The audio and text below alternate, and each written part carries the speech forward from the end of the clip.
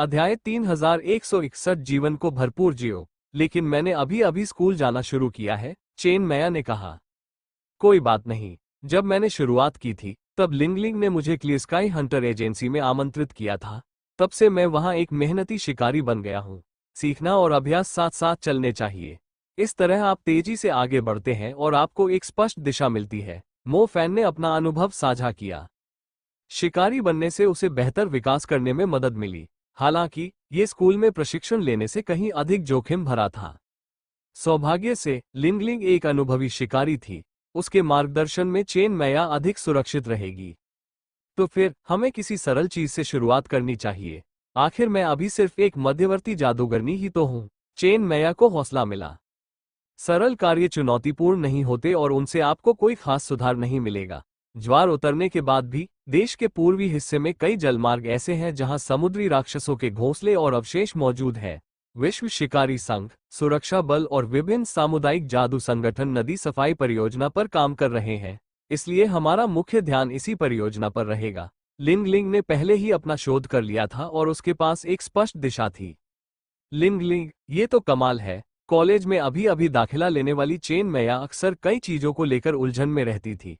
इसलिए वो लिंगलिंग की विस्तृत योजना की प्रशंसा करती थी। लिंगलिंग की सबसे बड़ी खूबी छोटी छोटी बातों पर ध्यान देना है। उसके चुने हुए कामों को कम मत समझो। चाहे वो छोटे मोटे राक्षसों का पीछा ही क्यों न कर रही हो, वो अक्सर डरावने होते हैं और खतरनाक हालातों या योजनाओं से जुड़े होते हैं। क्या तुम्हें खतरा निवारण रणनीति वाले जू मेंग याद है? वो अक्सर लिंगलिंग से सलाह लेते हैं, मो फैन ने समझाया। मो फैन ने लिंगलिंग द्वारा चुने गए कार्यों को देखा और महसूस किया कि वे बहुत कठिन नहीं थे। अगर लिंगलिंग और चेन मैया एक साथ काम करें तो लिंगलिंग शुरुआत में चेन मैया को कुछ कार्यों का अभ्यास करने और उनसे परिचित होने में मदद करेगी। लिंगलिंग जल्दी ही अपनी लय में आ जाएगी, छोटी छोटी बातों में छिपे खतरों को पहचान लेगी और बड़ी समस्याओं को होने से रोकने की कोशिश करेगी। इसलिए उसे एक ऐसे साथी की जरूरत थी जो शायद इस समय मजबूत न हो लेकिन उसमें सुधार की बहुत क्षमता हो। चेन मैया इस पद के लिए उपयुक्त थी और लिंगलिंग को विश्वास था कि वो चेन मैया को थोड़े समय में ही अत्यधिक कुशल बनने में मदद कर सकती है। ये तो वाकई कमाल है लिंगलिंग, अब से मैं तुम्हारे साथ काम करूंगी। चेन मैया ने सिर हिलाया।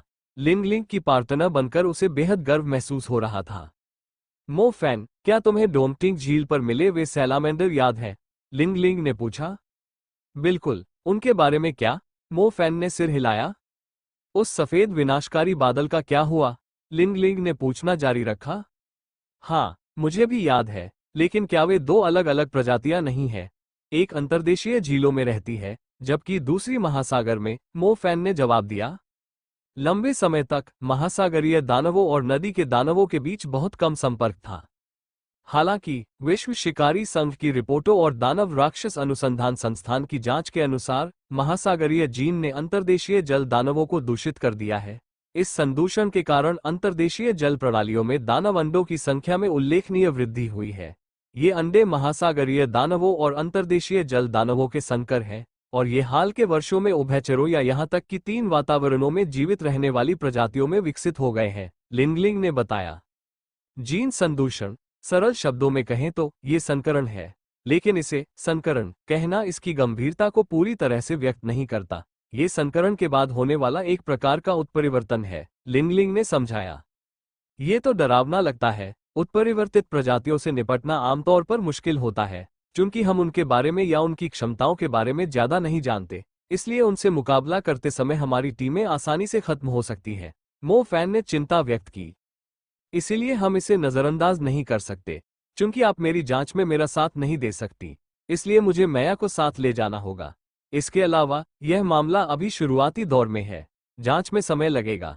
जब मुझे यकीन हो जाएगा कि कोई गंभीर समस्या है तो मैं आपको बता दूंगी, लिंगलिंग ने कहा।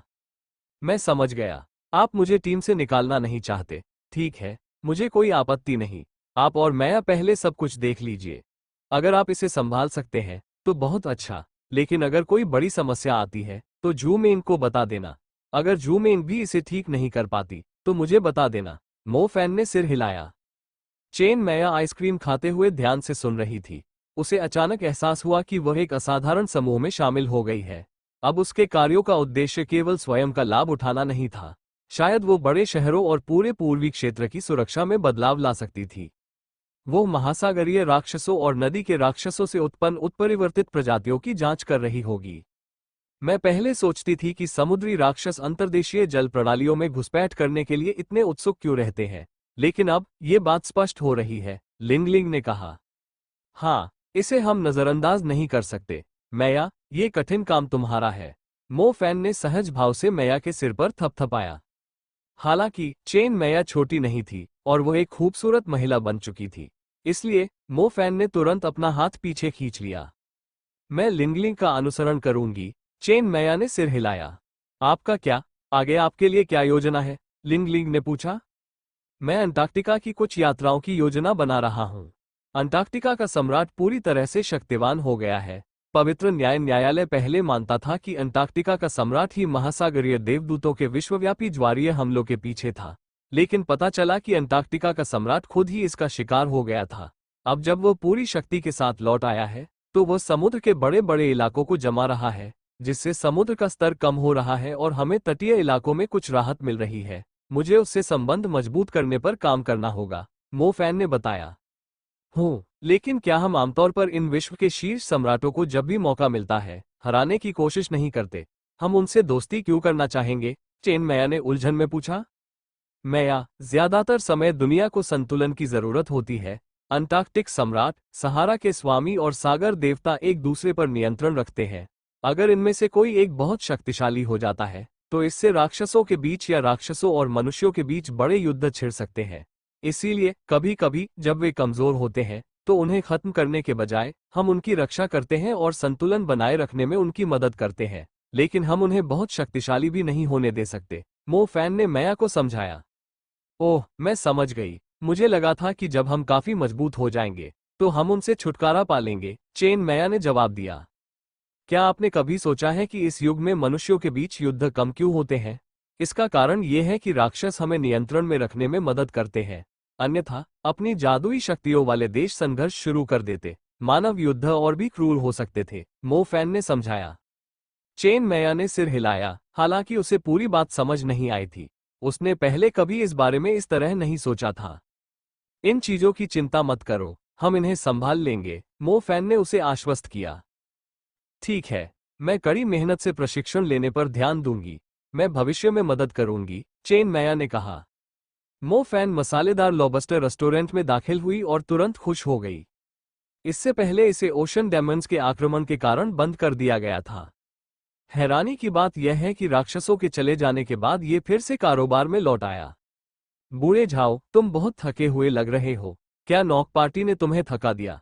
मो फैन ने झाओ मान्यान का पीला चेहरा देखकर उससे पूछा। ये ऊर्जा देवता की आकाशगंगा शापित है।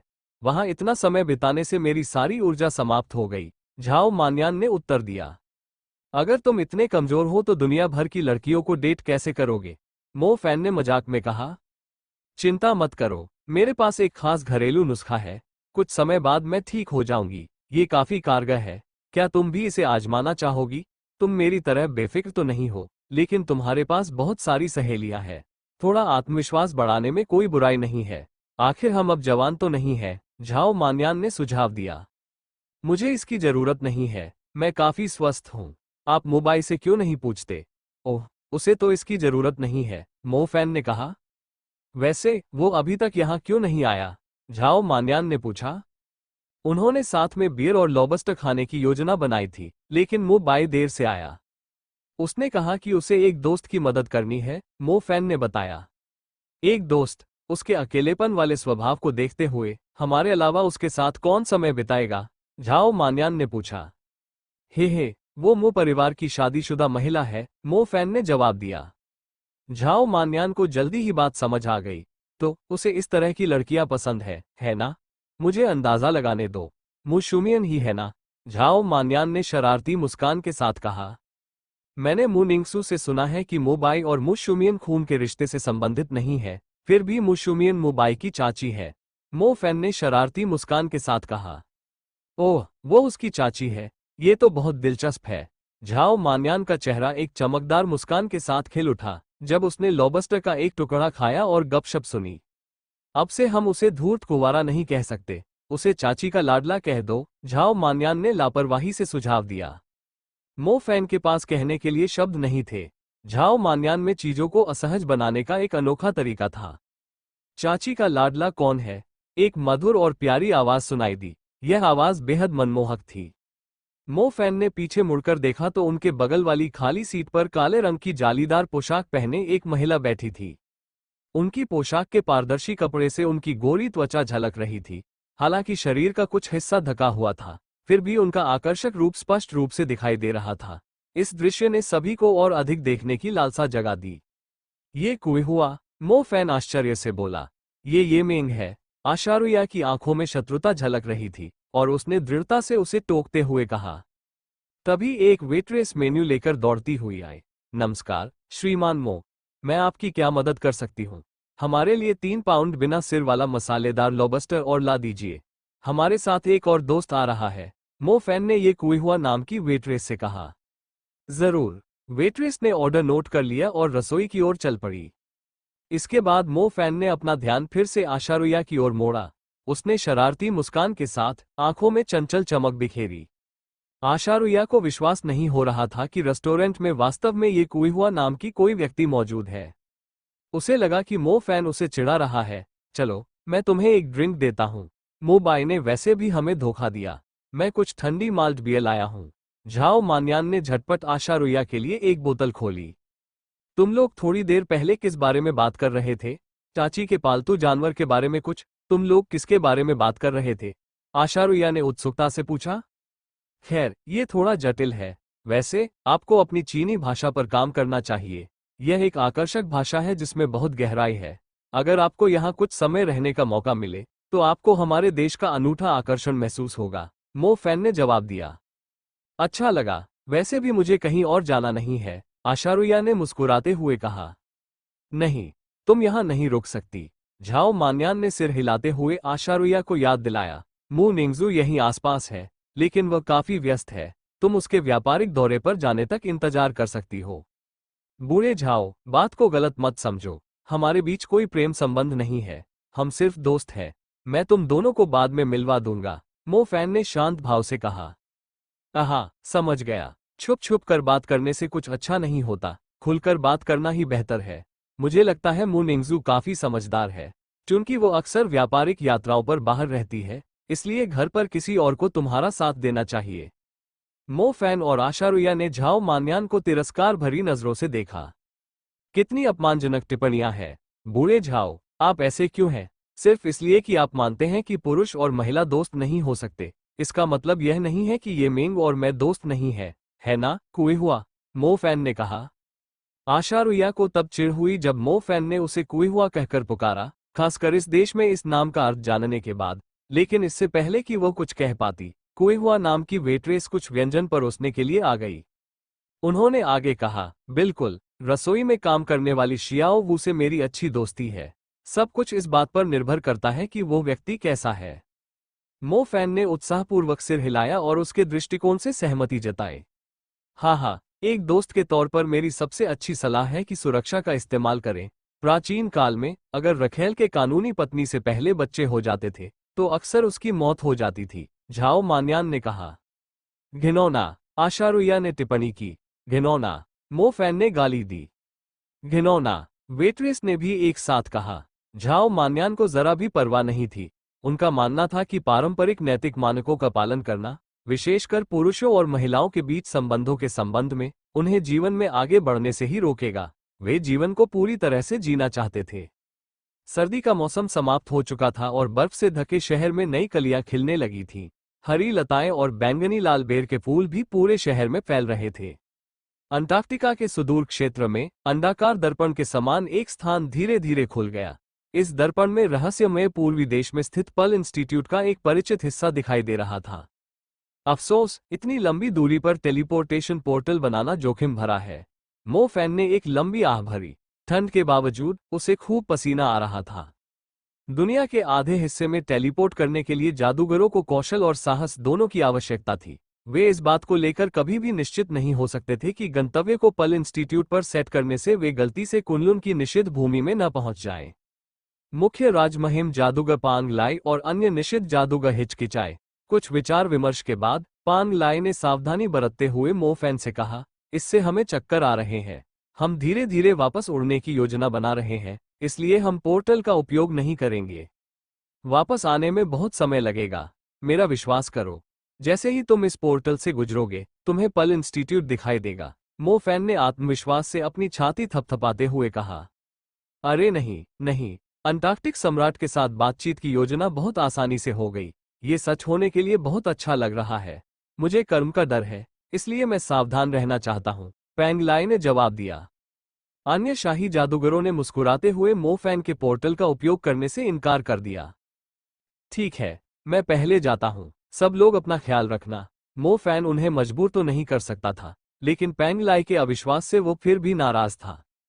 इतना कहकर मो फैन सीधा खड़ा हुआ और अपने द्वारा बनाए गए टेलीपोर्टेशन पोर्टल में प्रवेश कर गया।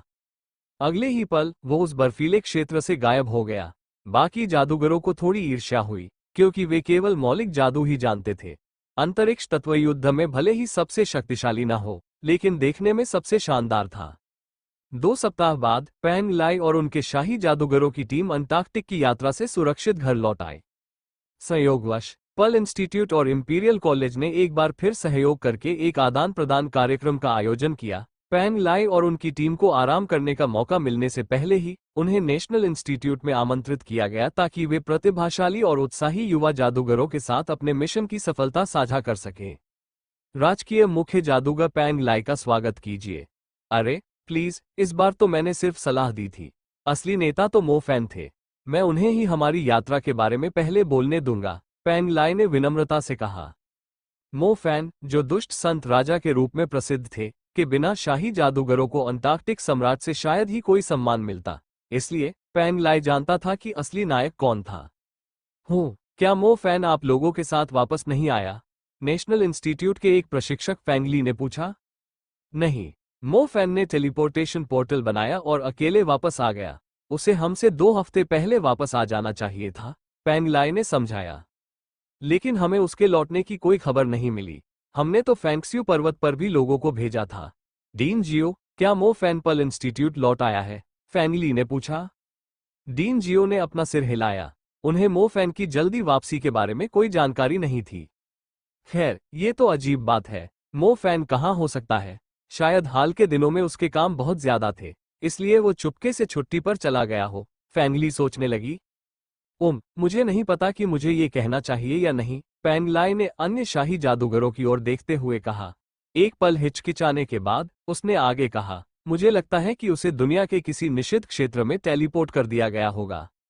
अन्य शाही जादूगरों ने सिर हिलाया और राहत महसूस की।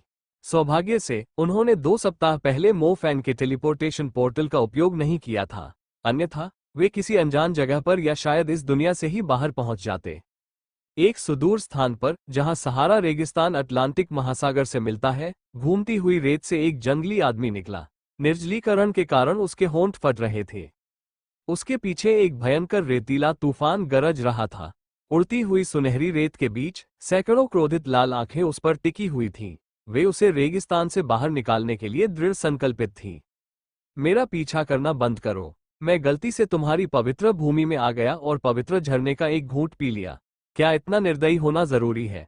मो फैन, जो एक जंगली आदमी था, ने घूमती हुई रेत की ओर पीछे मुड़कर देखा और थका हुआ महसूस किया। टेलीपोर्टेशन पोर्टल इतने अविश्वसनीय थे। उन्हें पूर्वी एशिया में पर्ल इंस्टीट्यूट के पास जाना था। वे सहारा रेगिस्तान में कैसे पहुंच गए? सच कहें तो मो फैन को वहां आकर कुछ हद तक खुशी महसूस हो रही थी। इससे पहले एक अभिमानी रेत के तूफान के प्रेत ने उसका पीछा किया था और वो बड़ी मुश्किल से रेगिस्तान से बच निकला था। निषिद्ध जादूगर बनने के बाद मो फैन ने इस रेत के तूफान की आत्मा का सामना करने और ये दिखाने का दृढ़ निश्चय किया कि वो अब पहले जैसा नहीं रहा। हालांकि उन्होंने सहारा रेगिस्तान की विचित्रता और शक्ति को कम आंका। पता चला कि रेत के तूफान की आत्माएं समूहों में रहती हैं। वे एक विशाल आबादी थे, लगभग किसी क्षेत्र के शासकों की तरह। वे सहारा रेगिस्तान के उत्तरी भागों को नियंत्रित करते थे और यहां तक कि सहारा के शासक को भी कुछ हद तक उनका सम्मान करना पड़ता था। कुछ समय पहले ही मो फैन का अंटार्कटिक सम्राट के साथ एक दोस्ताना मुकाबला हुआ था। उनकी शारीरिक स्थिति बहुत अच्छी नहीं थी, फिर भी उन्होंने उत्तरी सहारा रेगिस्तान में मौजूद सभी रेत के तूफानों के देवताओं को चुनौती दी। वे लगभग बड़ी मुसीबत में फंस ही गए थे। सौभाग्य से इस बार मो फैन को कुछ बहुमूल्य वस्तु प्राप्त हुई। उसने रेगिस्तान की गहराई से पवित्र जलप्रपात प्राप्त कर लिया। इसके प्रभाव भूमिगत पवित्र जलप्रपात के समान थे। यह नीले ड्रैगन की ऊर्जा को पुनर्स्थापित करने में सहायक था। मो फैन ने कभी उम्मीद नहीं की थी कि उसे सहारा रेगिस्तान में इतनी कीमती चीज छिपी हुई मिलेगी। उसने अपनी जान जोखिम में डालकर उसे हासिल किया और तुरंत भाग निकला। मेरा पीछा करना बंद करो, अगर तुम नहीं रुके तो मैं पलटवार करूंगा। चारों ओर फैली पीली रेत और अनगिनत गुस्से भरी निगाहों को देखकर मो फैन हताश हो गया। गरज! रेत के तूफान की आत्माओं ने क्रोध से जवाब दिया। वे इस साहसी इंसान को वहीं दफनाने के लिए अपने सैनिकों की कितनी भी संख्या खोने को तैयार थे। हजारों वर्षों में उन्होंने ऐसा अपमान कभी नहीं सहा था। मो फैन ने उनके पवित्र समारोह में खलल डाला था। जवाबी कार्रवाई की धमकी देने के बावजूद मो फैन ने अपनी गति धीमी नहीं की। इस दुनिया की सबसे रोमांचक बात यह थी कि कोई व्यक्ति कितना भी शक्तिशाली क्यों न हो जाए, हमेशा कोई न कोई ऐसा होगा जो उसे हरा सकता है। मो फैन वास्तव में इन रेत के तूफान की आत्माओं को हरा सकता था। हालांकि सहारा रेगिस्तान में वे लगभग अमर थे। रेत का अथाह सागर उन्हें लगातार नया रूप लेने, पुनर्जीवित होने और फिर से ऊर्जा प्राप्त करने की अनुमति देता था। आगे नखलिस्तान क्यों है? क्या मुझे भ्रम हो रहा है? मो फैन ने मन ही मन बुदबुदाया। कोई बात नहीं, मुझे पानी लाना होगा और उनसे लड़ने के लिए अन्य तत्व जुटाने होंगे। रेगिस्तान चट्टानी तत्व से भरा हुआ था। हालांकि मो फैन एक चट्टानी तत्व का जादूगर था, फिर भी उसकी चट्टानी जादूगरी रेत के तूफान की आत्माओं के खिलाफ अप्रभावी प्रतीत हो रही थी। अन्य मौलिक ऊर्जाओं तक पहुंच न होने के कारण उसकी शक्ति में काफी कमी आ गई थी। हालांकि आगे मौजूद नखलिस्तान ने उसे मौलिक ऊर्जाओं को संतुलित करने और अपनी पूरी शक्ति को उजागर करने का अवसर प्रदान किया। महान! वो नखलिस्तान में पलटवार करेगा। वो इन मूर्ख रेत के तूफान की आत्माओं को दिखाएगा कि असली सत्ता किसके हाथ में है। रेगिस्तान गर्म था, लेकिन जैसे ही मो फैन नखलिस्तान के पास पहुंचा, उसे अचानक ठंड का एहसास हुआ। 2 सप्ताह से रेगिस्तान में रहने के कारण ठंडक का एहसास उसे ताजगी भरा लगना चाहिए था। फिर भी उसे जल्द ही एहसास हुआ कि इस ठंडक में कुछ अजीब सा है। ये सामान्य प्रकार की सर्दी नहीं थी। यह एक ऐसी निर्मम ठंड थी जो उसकी इंद्रियों में गहराई तक उतर गई और उसकी आत्मा में समा गई। मो फैन के पास एक शक्तिशाली दिव्य स्तर की चेतना थी, जो ड्रैगन सेंस का एक उन्नत संस्करण थी। हालांकि वो चेतना उसे भाग जाने के लिए चीख चीख कर चेतावनी दे रही थी। ये चेतावनी उसके शरीर में एक कपकपी पैदा कर देने वाली सनसनी की तरह फैल गई।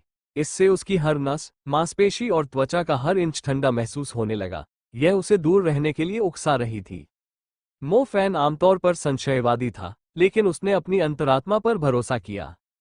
उसने तुरंत अपनी दिशा बदल ली। वो उस भयानक नखलिस्तान में कदम रखने के बजाय अंतहीन रेत के तूफान की आत्माओं का सामना करना बेहतर समझता था। दुर्भाग्यवश मो फैन ने इस नखलिस्तान के खतरे को कम करके आंका था। जैसे ही उसने भागने की कोशिश की, नखलिस्तान अविश्वसनीय रूप से तेजी से बढ़ने लगा। देखते ही देखते घने प्राचीन पेड़ उगाए और हवा में फैल गए, जबकि घुमावदार लताएं सांपों की तरह रेगिस्तान की जमीन पर तेजी से फैल गईं। सूखी रेत में रहस्यमय फूल खिल उठे और फूलों का एक अवास्तविक सागर बना दिया। पेड़ों से आकाश ढक गया और अचानक ही एक प्राचीन, रहस्यमय वर्षावन प्रकट हो उठा।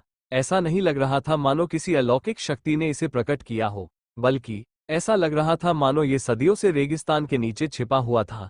किसी बुरी शक्ति के प्रभाव से यह अचानक फैल गया, क्षितिज को ढक लिया और आकाश में ऊंचाई तक पहुंच गया। यह अविश्वसनीय था, लेकिन ये प्राचीन जंगल एक घूमते हुए भंवर की तरह बढ़ता गया और विशाल रेगिस्तान को निगल गया। मो फैन बच नहीं सका। हालांकि वो तेजी से उड़ सकता था, लेकिन दिव्य वृक्ष उससे भी तेजी से बढ़ रहे थे। न तो मो फैन और न ही पीछा करने वाली रेत के तूफान की आत्माएं बच पाईं। वे कभी शक्तिशाली और प्रभावशाली थीं, लेकिन जैसे जैसे पेड़ बढ़ते गए, सब कुछ लुप्त होने लगा। यहां तक कि चमकीला सूरज भी गायब हो गया। तो फिर असहाय रेत के तूफान की आत्माओं का क्या ही अस्तित्व रहा। दिव्य लकड़ी का कुआं। मो फैन चौंक गया। उसे अपने डर के बीच एक अजीब सी जानी पहचानी सी अनुभूति हुई। जब वह झाओ जिंग का पीछा कर रहा था, तब उस आदमी ने दिव्य लकड़ी के कुएं का एक अंकुर फेंका था। उस अंकुर की शक्ति से मो फैन को दिव्य लकड़ी के कुएं की एक झलक मिली, लेकिन उस एक छोटी सी झलक ने उसे लगभग मौके पर ही मार डाला।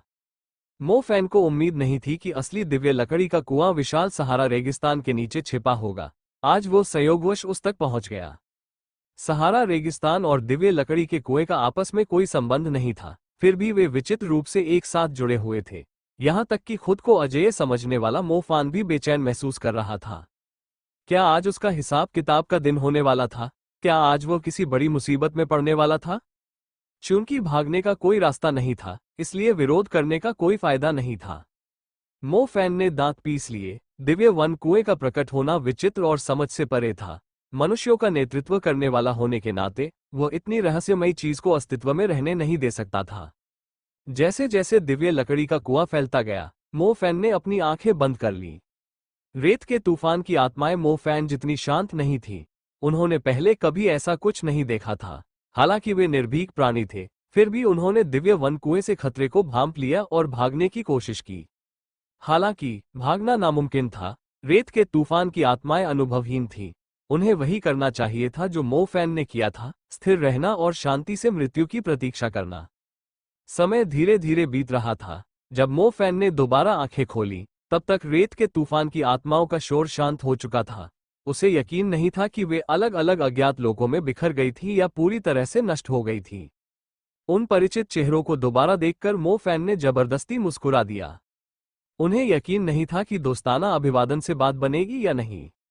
हालांकि मो फैन शांत, अनुभवी, बहादुर और आगे की खोज के लिए तैयार लग रहा था, लेकिन उसे ऐसा महसूस हो रहा था जैसे कोई डरा हुआ बच्चा कब्रिस्तान में रात बिताने जा रहा हो। उसे आगे बढ़ना ही था, लेकिन वो बहुत बेचैन था।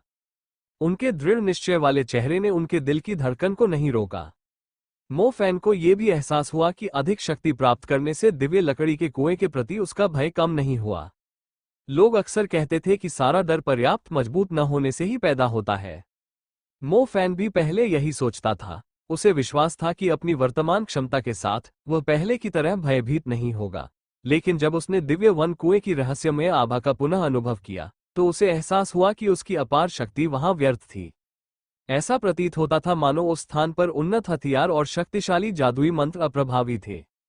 ही मो फैन को हंसी सुनाई दी। ये सफेद पत्तियों से आ रही थी जो अजीबोगरीब मुस्कुराते चेहरों जैसी लग रही थी। हालांकि वे कोई आवाज नहीं कर रही थी, मो फैन को ऐसा लग रहा था जैसे वह उन्हें हंसते हुए सुन सकता है। तुम फिर से लौट आए हो। इस बार तुम्हें हमेशा के लिए यहीं रहना होगा। लताएं, फूल और घास होने के बावजूद वे सजीव प्रतीत हो रहे थे। इससे भी अधिक आश्चर्यजनक बात यह थी कि वे मो फैन से बातचीत कर रहे थे। क्षमा कीजिए, क्या मैं जान सकता हूं कि मैं किससे बात कर रहा हूं? मैं गलती से यहां आ गया हूं। मेरा कोई बुरा इरादा नहीं है, मो फैन ने विनम्रता से कहा। उसने कब्रिस्तान में एक बूढ़ी औरत को मुस्कुराते हुए देखा, इसलिए शिष्टता से पेश आना ही बेहतर था। हम आपका इंतजार कर रहे हैं। मो फैन ने फिर से वह आवाज सुनी। हम आपका इंतजार कर रहे हैं का क्या मतलब था? क्या वे उसके मरने का इंतजार कर रहे थे? सच कहूं तो यह अजीबोगरीब एहसास वाकई असहज था। मो फैन को अपने दिल की बेचैनी पर काबू पाना होगा। उन्होंने गहरी सांस ली और शांत रहे। उसने खुद को समझाया कि इन भ्रमों को खुद पर हावी न होने दे। उसे बस इस स्थिति को अधब के जहरीले मशरूम खाने जैसा समझना था। सब लोग आपका इंतजार कर रहे हैं। आराम करना। मो फैन ने सिर हिलाया। वाकई घबराने की कोई जरूरत नहीं थी। मृत्यु का अनुभव किए बिना वो कैसे जान सकता था कि जीना इससे भी बदतर नहीं था? यह विचार अचानक उसके मन में आया। अगले ही पल वो होश में आया और उसे एक भयानक झटका लगा। क्या बिल्ली है? उसके मन में ऐसे विचार कैसे आ सकते हैं? क्या दिव्य वन कुआं किसी के मन को नियंत्रित कर सकता है? मो फैन का सिर बहुत जोर से टकराया। वो खुद को प्रभावित होने नहीं दे सकता था। उसे अपना रास्ता खुद चुनना था। मो फैन जानता था कि वह भयानक जंगल असल में कुएं की दीवार मात्र थी। नीचे पानी था। ये देखने में पतली बर्फ से ढकी झील जैसी लग रही थी, लेकिन इसने क्रिस्टल का रूप ले लिया था।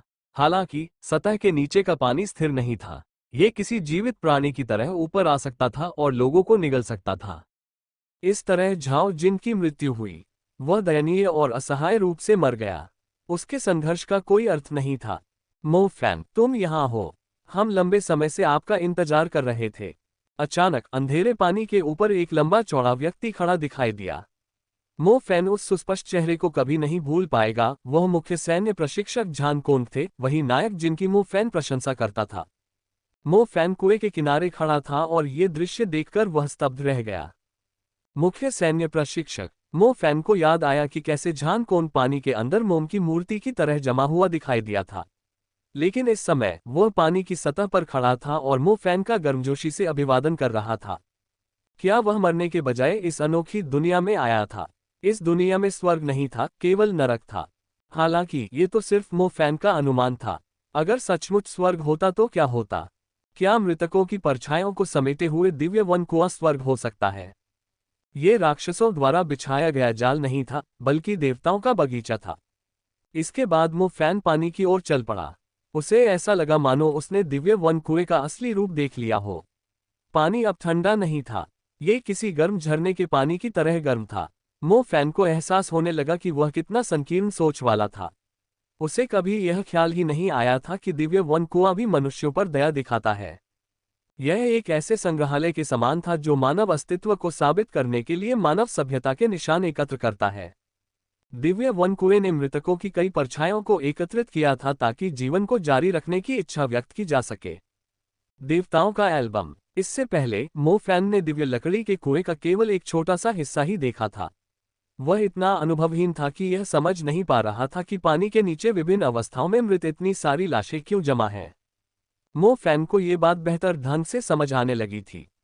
आओ, गहराई से देखो, हर चीज का सामना सीधे करो और डरो मत। उनके चेहरों का ध्यान से अध्ययन करो, मुख्य सैन्य प्रशिक्षक ने मो फैन से कहा। मो फैन पानी पर खड़ी हो गई और उसने फिर से नीचे की ओर देखा। वहां अभी भी शवों की कई परतें थीं। कुछ शव उसके लिए परिचित थे जबकि अन्य के चेहरे अपरिचित थे। मुख्य सैन्य प्रशिक्षक ने फिर कहा, ध्यान से देखें, खासकर उन लोगों को जिन्हें आप नहीं पहचानते। मो फैन अपने परिचितों के मृत चेहरे भी नहीं देखना चाहता था। इसके अलावा ये चीज उसकी अपनी मृत्यु का भी संकेत दे सकती थी। उसने अपरिचित चेहरों का ध्यानपूर्वक अवलोकन किया। मुझे लगता है मैंने इस व्यक्ति को पहले भी देखा है, मो फैन ने कहा। इस बारे में सोचने के लिए अपना समय लें। ये सील शहर में हुआ था। शिनशिया को बचाने जाते समय मैंने किसी को मदद के लिए चिल्लाते हुए देखा। काम पूरे करने थे और ताकत भी कम थी, इसलिए मैं बस देखता रहा जब उस पर हमला हुआ और उसे मार डाला गया, मो फैन ने याद किया।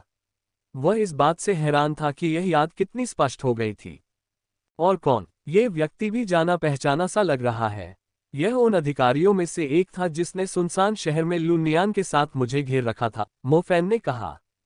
दूसरों का क्या? मुझे ऐसा लगता है कि मैंने उनमें से अधिकांश को कम से कम एक बार देखा है।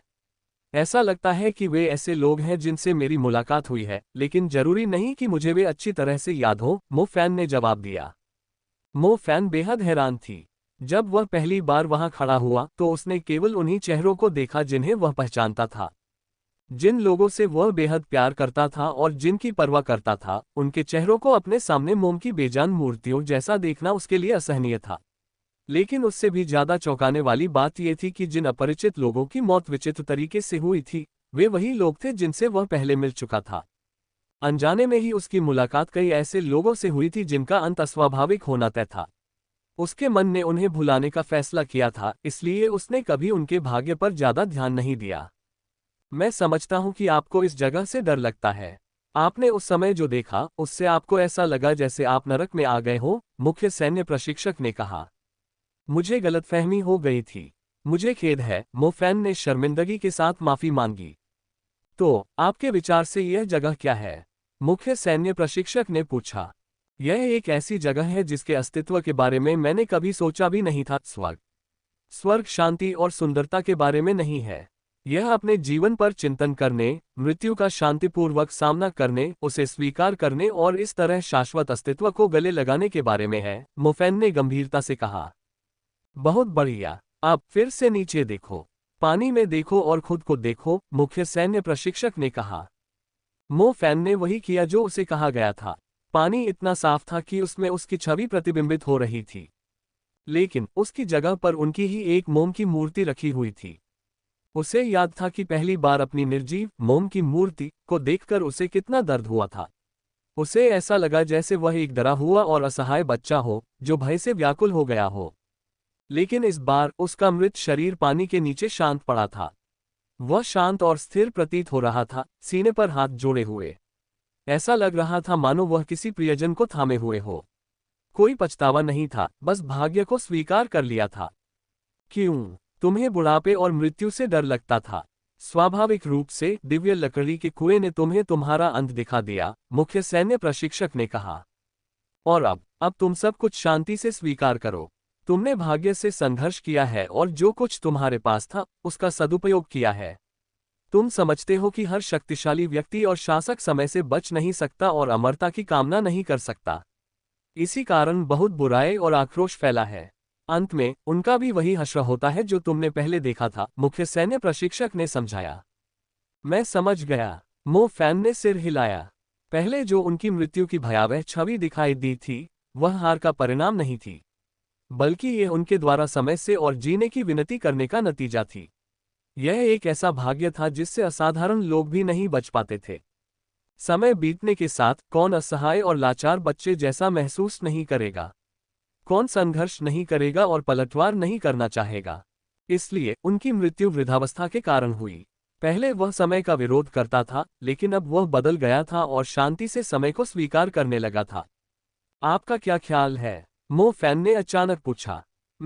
क्या आप पूछ रहे हैं कि मैंने शांति से मृत्यु का सामना किया या मुझे इस दुनिया को छोड़ने के लिए मजबूर किया गया? मुख्य सैन्य प्रशिक्षक ने उत्तर दिया। हाँ, मैं जानना चाहता हूं कि आपने होली सिटी की लड़ाई के दौरान वह फैसला क्यों लिया? आप सब कुछ बदल सकते थे, मो फैन ने कहा। क्योंकि मैंने इस जगह को तुमसे पहले देखा था और इसके असली अर्थ को पहले ही समझ लिया था। इसलिए मैं यहां से नहीं गया। मैंने अपनी आत्मा को यही लौटाने का फैसला किया, मुख्य सैन्य प्रशिक्षक ने उत्तर दिया। क्या दिव्य वन कुआं एक छिपा हुआ स्वर्ग है? मो फैन ने पूछा। मुख्य सैन्य प्रशिक्षक ने सिर हिलाया। अब मुझे समझ आ गया है। ये जगह हर चीज से परे है। लेकिन मुख्य सैन्य प्रशिक्षक, मेरा एक आखिरी सवाल है, मो फैन ने कहा। मुख्य सैन्य प्रशिक्षक ने धैर्यपूर्वक मुस्कुराते हुए जवाब दिया। एक छात्र के रूप में क्या मैंने कभी आपको निराश किया है? मो फैन ने पूछा। मुख्य सैन्य प्रशिक्षक क्षण भर के लिए आश्चर्यचकित हुए, लेकिन उन्होंने फिर से मुस्कुराते हुए उत्तर दिया, कभी नहीं। धन्यवाद। मो फैन को आखिरकार वह जवाब मिल गया जो वह सुनना चाहता था। उसने अपनी बाहें खोल दी, मानो मृतकों की परछाइयों से भरे पानी में विलीन होने के लिए तैयार हो गया हो। मुख्य सैन्य प्रशिक्षक चुपचाप देखता रहा और मो फैन के अंतिम क्षण की प्रतीक्षा करता रहा। समय धीरे धीरे बीत रहा था और मो फैन अपनी यादों में खोया हुआ सा लग रहा था। वह काफी देर तक उसी स्थिति में रहा, गिरने की कगार पर था लेकिन वास्तव में गिरा नहीं था। जैसे ही मुख्य सैन्य प्रशिक्षक उससे सवाल करने ही वाले थे, मो फैन ने अचानक अपनी आंखें खोली और उन्हें घूरने लगा। उसका स्वर उलझन से बदलकर दृढ़ और शांत हो गया। धन्यवाद। भले ही मुझे पता है कि आप असली नहीं हैं, फिर भी मेरे लिए यह परिदृश्य तैयार करने के लिए मैं आपका आभारी हूं, मो फैन ने मुख्य सैन्य प्रशिक्षक से कहा। मुख्य सैन्य प्रशिक्षक मुस्कुराए लेकिन उन्होंने कोई जवाब नहीं दिया।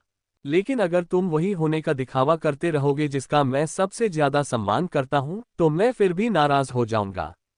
मो फैन की आंखें सुनहरी रोशनी से चमक उठी। जब मुख्य सैन्य प्रशिक्षक वहां खड़े थे, तो वे कभी कभी स्पष्ट रूप से दिखाई देते थे और कभी कभी छाया में घुल मिल जाते थे। कुछ देर रुकने के बाद मुख्य सैन्य प्रशिक्षक ने रहस्यमय ढंग से मुस्कुराते हुए पूछा, क्या आप वाकई मेरा असली रूप देखना चाहते हैं? मैं तुम्हें असल में जानता हूं, मो फैन ने कहा। मुझे बताओ। मैं तुम्हें दुनिया की दिव्य आंख कह सकता हूं, मो फैन ने जवाब दिया। आप गलत हैं। अरे, तो फिर तुम कौन हो? वे मेरे ही अंग हैं, दिव्य लकड़ी के कुएं ने कहा। फिर मुख्य सैन्य प्रशिक्षक की आकृति धुंध में बदल गई और धीरे धीरे झील के उस पार दूसरी तरफ बह गई। मो फैन ने ऊपर देखा। शुरू में उसकी दृष्टि सीमित थी, लेकिन जैसे जैसे कुएं में पानी का स्तर कम होता गया, उसकी दृष्टि का दायरा बढ़ता गया। मो फैन को यह आभास हो गया था कि दिव्य लकड़ी के कुएं की असली पहचान आखिरकार उजागर होने वाली है। एक बार फिर वे शाखाएं जो बोलती थीं और भाव दिखाती थीं, मो फैन के सामने उमड़ पड़ी। इसी क्षण उन्होंने अपनी दिव्य दृष्टि को सक्रिय किया और अपनी पुतलियों को सुनहरा कर लिया। उसकी दृष्टि का दायरा विस्तृत हो गया। तब वह अपने सामने की चीजों की सच्चाई देख सकता था और ऊपर से पूरे क्षेत्र का सर्वेक्षण कर सकता था। उस क्षेत्र में एक विशाल और घना जंगल जैसा कुछ फैला हुआ था। हालांकि जैसे जैसे मो फैन की दृष्टि विस्तृत हुई, उसे एहसास हुआ कि यह चीज वास्तव में एक मस्तिष्क से मिलती जुलती है। जिस झील के किनारे वह खड़ा था और ऊंचे ऊंचे भयावह पेड़ों ने घाटियों और पहाड़ियों का निर्माण किया था। पता चला कि उसने जो सक्रिय पौधे देखे थे वे मस्तिष्क के तंत्रिका तंतु थे। वे हंस सकते थे, सवाल पूछ सकते थे, मजाक उड़ा सकते थे और शरारतें कर सकते थे। अचानक मो फैन को समझ में आया कि दिव्य वन कुआं इतना रहस्यमय और अजीब क्यों लग रहा था। वह विचारों से भरी नसों को देख रहा था। हाँ, वे प्राचीन विशालकाय वृक्ष इस जंगली मस्तिष्क के अग्रभाग की तरह थे, अनगिनत नसें उन्हें जोड़ती थीं। यदि कोई इतना छोटा होता कि उनके बीच खड़ा हो पाता तो उसे किसी अविश्वसनीय दिव्य वन में होने का अनुभव होता। दिव्य लकड़ी का कुआं एक दिव्य मस्तिष्क था। कोहरा छंटने के बाद मो फैन झील पर खड़ा हुआ और अपने सामने विशाल पर्वतीय जीव को निहारने लगा। वह अनंत तक फैला हुआ था और उससे एक राजसी और अत्यंत पवित्र उपस्थिति का आभास हो रहा था। जहां वह खड़ा था वहां से वह उसका पूरा रूप नहीं देख पा रहा था, लेकिन उसकी दिव्य दृष्टि ने उसे उसकी संपूर्ण रूपरेखा देखने की अनुमति दी। ठीक उसी समय मो फैन को समझ आया कि क्यों उसकी आभा उसे उस कस्बे की याद दिला रही थी जहां वह एक बार गलती से पहुंच गया था। ये सचमुच कोई दिव्य दृष्टि नहीं थी। कल्पना कीजिए ऐसे विशाल अलौकिक मस्तिष्क में प्रवेश करने की। ऐसा लग रहा था मानो किसी सम्मोहक जादुई जंगल में प्रवेश कर रहे हों। जटिल नसें आपस में गुंथी हुई प्राचीन दिव्य वृक्षों के एक विशाल जाल में समाहित थीं। जब भी मो फैन उनके पास जाता वे विचित्र और काल्पनिक गलतफहमियों को जन्म देती। मो फैन का सामना पहले भी प्राचीन देवताओं से हो चुका था, लेकिन इस अविश्वसनीय रूप से विचित्र और अवास्तविक दिव्य सत्ता का सामना करने से वह गहरे असमंजस में पड़ गया। सच कहें तो वह इसका असली रूप जानना नहीं चाहता। इस दिमाग में समा जाने वाला व्यक्ति आखिर क्या होता है? मस्तिष्क का परजीवी। अपने भीतर किसी के लिए भी अपनी तुच्छता को स्वीकार करना कठिन था। तो आप मेरे सच्चे विचारों को प्रकट कर सकते हैं। क्या आप कोई दिव्य मस्तिष्क हैं जो किसी तरह दूसरों के विचारों को प्रभावित कर सकते हैं? मो फैन ने अपने सामने मौजूद विशाल मस्तिष्क को घूरते हुए पूछा। मैंने बस तुम्हारे मन में झांका है। जो मैं देखता और सुनता हूं वह तुम्हारी सच्ची आंतरिक आवाज से उत्पन्न होता है। जानकोंड जैसी आवाज कई अन्य आवाजों के साथ मिल गई जिन्हें मो फैन ने पहचाना। तुम्हें इस सुनसान रेगिस्तान में किसने दफनाया? मो फैन ने पूछा। कौन? दिव्य मस्तिष्क ने तिरस्कारपूर्वक हंसते हुए कहा। कोई नहीं, यहाँ गर्मी है और मुझे वास्तव में पानी की जरूरत नहीं है। मैंने तुम्हारी आंखों का इस्तेमाल किया है, स्पेसिटाइम की आंख का, मो फैन ने कहा। हम एक जैसे नहीं हैं और इतने करीब भी नहीं हैं, दिव्य मस्तिष्क ने उत्तर दिया। लेकिन आप दोनों की उत्पत्ति एक प्राचीन दिव्य शरीर से हुई है ना? मो फैन ने पूछा। अगर आप इसे इस तरह से कहें तो मनुष्य और समुद्री शैवाल का भी एक ही वंश है, दिव्य मस्तिष्क ने उत्तर दिया। मो फैन ने मुस्कुराने की कोशिश की। उसे ऐसा महसूस हुआ कि उससे ठेस पहुंची है, लेकिन उसे इसका कोई सबूत नहीं मिला। तो मैं आपके अस्तित्व की व्याख्या कैसे करूं? मो फैन ने पूछा। ये तो बहुत आसान है। आपकी पौराणिक कथाओं में क्या कुफू नाम का कोई पात्र नहीं है? उसने सूर्य का पीछा तब तक किया जब तक वह थक नहीं गया। उसका खून नदियां बन गया, हड्डियां पहाड़ बन गईं, त्वचा जमीन बन गई और बालों के रोम जंगल बन गए। तो उसकी आंखों और दिमाग का क्या हुआ? आप इतने बुरे हैं? मो फैन ने आश्चर्य से पूछा। इससे उसका ध्यान फिर से मानव उत्पत्ति की ओर गया। जादुई दुनिया में मानव उत्पत्ति कैसी थी? कोई नहीं जानता था, यहाँ तक कि जादुई इतिहास की किताबों में भी इसका कोई रिकॉर्ड नहीं था। क्या आपने कभी सोचा है कि पौराणिक कथाएं लोगों के वास्तविक अनुभवों से उत्पन्न होती हैं? प्राचीन काल में लोग जो देखते थे उससे समझा नहीं पाते थे, इसलिए वे सोचने, व्याख्या करने और उपमा देने के लिए मिथकों का सहारा लेते थे। शायद किसी ने मुझे कभी देखा होगा और इसी तरह पौराणिक कथाओं का जन्म हुआ, दिव्य मस्तिष्क ने समझाया। ठीक है, आप प्रभावशाली हैं, सम्मान के योग्य हैं और पूजा के पात्र हैं। मुझे विश्वास है कि आप मुझे कोई नुकसान नहीं पहुंचाना चाहते, मो फैन ने कहा। हानि क्या है और सद्भावना क्या है? दिव्य मस्तिष्क ने पूछा। तुम अपने स्वभाव का अनुसरण करो। क्या इसका मतलब यह है कि इस दुनिया में कहीं कोई दिव्य हृदय छिपा हुआ है? मो फैन अचानक सोचने लगा। दिव्य मस्तिष्क अचानक शांत हो गया। मो फैन को लगा कि वह सही कह रहा है। दुनिया की दिव्य दृष्टि, मस्तिष्क और हृदय, विश्व की दिव्य दृष्टि की शक्ति निषिद्ध अभिशाप से भी कहीं अधिक थी और मानवीय जादू की सीमाओं को पार कर गई थी। मेरा एक सवाल है, चूंकि आप बुद्धिमान हैं, क्या आप ज्वार की आंखों और सागर की आंख से बात करके उन्हें शीत चंद्रमा की बुरी नजर का अनुसरण न करने के लिए मना सकते हैं? वे अत्याचार का समर्थन कर रहे हैं और मेरे देश को बहुत नुकसान पहुंचा रहे हैं, मो फैन ने कहा। सद्भावना क्या है और हानि क्या है? दिव्य मस्तिष्क ने फिर पूछा। मो फैन ने अपना सिर खुजाया। ऐसा प्रतीत होता था कि ईश्वरीय मस्तिष्क आसानी से किसी का पक्ष लेने को तैयार नहीं था। उसके लिए मनुष्य और समुद्री शैवाल में कोई अंतर नहीं था। ये दुनिया हमारे अस्तित्व के इर्द गिर्द नहीं घूमती और न ही हमारी मृत्यु के साथ समाप्त होती है। केवल मनुष्य ही एक महान उद्देश्य की तलाश करते हैं। सूर्य और चंद्रमा अतीत और वर्तमान के प्रति उदासीन रहते हैं, दिव्य मस्तिष्क ने कहा। यह प्रभावशाली और एकांत प्रिय था। मो फैन अवाक रह गई। हालांकि वह ये भी समझता था कि 6 दिव्य नेत्रों की तरह दिव्य मस्तिष्क भी शाश्वत है। जब तक जादुई दुनिया अस्तित्व में है तब तक वे भी अस्तित्व में रहेंगे। शायद वह उनकी शक्ति का उपयोग कर सकता था, लेकिन वास्तव में उन्हें नियंत्रित करना असंभव था। चलो ऐसा करते हैं, हम दोस्त बन सकते हैं। अगर तुम्हें किसी चीज की जरूरत हो तो मुझे बताना। मो फैन ने अपना रवैया बदल लिया। उसने अब उस दिव्य बुद्धि वाले व्यक्ति से अमूर्त विषयों पर चर्चा न करने का फैसला किया। दिव्य मस्तिष्क की प्रतिक्रिया की प्रतीक्षा किए बिना मो फैन ने अपने स्पेस ब्रेसलेट से पवित्र जलप्रपात निकाला। उसने इसे सहारा रेगिस्तान की गहराई से प्राप्त किया था। हो सकता है आपको पानी की आवश्यकता न हो, लेकिन ये पवित्र जलप्रपात एक अच्छा उपहार होगा।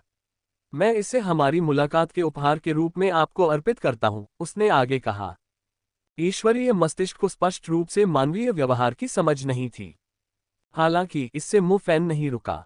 जैसे ही ताजगी भरे पवित्र झरने का पानी विशाल मस्तिष्क पर गिरा, उसकी तंत्रिका शाखाएं फैल गईं और प्राचीन लोगों के नृत्य की तरह हिलने लगीं। वातावरण में आनंद का भाव छा गया और शाखाओं के आपस में टकराने से हल्की हल्की हंसी की आवाज गूंज उठी। ये पहले की तरह भयावह उपहास नहीं था, बल्कि एक मधुर गुनगुनाहट थी जो किसी सुंदर गायन जैसी लग रही थी। कैसा रहा? मो फैन ने पूछा। बहुत ही आरामदायक। आप जानते हैं, मानवीय खुशी बहुत सरल है। बस अपने प्रिय लोगों के साथ रहना और अच्छे दोस्तों से बातें करना हमें खुश कर देता है। ये ठीक वैसे ही है जैसे ठंडा पानी सूखी जड़ों को ताजगी देता है, मो फैन ने समझाया। ठीक है, दिव्य मस्तिष्क ने कहा। ठीक है, इससे तुम्हारा क्या मतलब है? मो फैन ने पूछा। आपने पहले पूछा था कि क्या हम दोस्त बन सकते हैं। मेरा जवाब है हाँ। आपका उपहार मुझे प्रसन्न कर गया है, दिव्य मस्तिष्क ने उत्तर दिया। हाँ, तुमने अभी तक हमारी शराब नहीं पी है। मैं तुम्हें बाद में पिलाऊंगी। इसे पीकर तुम्हें लगेगा कि तुम सबसे शानदार हो। मो फैन हंस पड़ी। ये तुम्हारे लिए है, दिव्य मस्तिष्क ने कहा। एक बीजाणु जो सपोटा के समान दिखता था, धीरे धीरे पानी से निकला और धीरे से मो फैन की ओर तैरने लगा। मो फैन ने इसे लिया और इस अनोखे बीजाणु का अवलोकन किया। लोग अक्सर मजाक में कहते थे कि जब वे बहुत सोच रहे होते हैं तो अपना सिर खुजाते हैं। क्या सही जगह पर बोए जाने पर यह बीजाणु सचमुच मस्तिष्क में विकसित हो सकता है? सच कहूं तो मिट्टी से दिमाग उगाने का विचार काफी अकल्पनीय लग रहा था। मो फैन को यह नहीं पता था कि यह किस लिए है, लेकिन उसे पूछने में असहजता महसूस हुई। आखिरकार मो फैन को स्पेसटाइम की आंख की तुलना में दिव्य मस्तिष्क कहीं अधिक रहस्यमय प्रतीत हुआ। स्पेसटाइम की आंख न तो बोलती थी और न ही उसके मन में कोई अजीब विचार आते थे। मो फैन ने उसकी शक्ति उधार ली, वह सहमत हो गई और सौदा हो गया। इसके विपरीत दिव्य मस्तिष्क में स्पष्ट रूप से जटिल विचार थे। यदि मो फैन इसे नाराज करने में कामयाब हो जाता तो इसके परिणामों से निपटना कठिन होता। आखिरकार मो फैन का पीछा करने वाली वे रेत की आंधी की आत्माएं अंततः इसकी शाखाओं के लिए खाद बन गई थीं। मुझे कुछ और काम है। क्या मैं बाद में आकर आपके साथ समय बिता सकता हूँ? मो फैन ने जाने का फैसला किया। उसे उम्मीद नहीं थी कि वह एक विशाल मस्तिष्क जैसी जटिल चीज को भी सुलझा पाएगा। सच कहें तो मो फैन अक्सर अपने ही दिमाग में चल रही बातों को नहीं समझ पाता था, क्योंकि उसका दिमाग आकार में छोटा था। जरूर, दिव्य मस्तिष्क ने सहमति जताई। मो फैन ने राहत की सांस ली। अच्छा हुआ कि दिव्य मस्तिष्क को उसके जाने से कोई आपत्ति नहीं थी। वह चलने लगा और आसपास के खुश पौधे बिखर गए। इसके बाद मो फैन पौधों से ढके आकाश की ओर उड़ने लगा। सूर्य को ढकने वाले ऊंचे पेड़ हट गए और एक जादुई कुआं बन गया। कुएं के ऊपर एक रेगिस्तानी सूर्य था और उसके नीचे विशाल दिव्य मस्तिष्क था। मो फैन धीरे धीरे दिव्य लकड़ी के कुएं से दूर चला गया, लेकिन वह पीछे मुड़कर देखने से खुद को रोक नहीं सका। किसी कारणवश मो फैन को ऐसा महसूस हो रहा था कि उसका ही एक दूसरा रूप नीचे रह रहा है।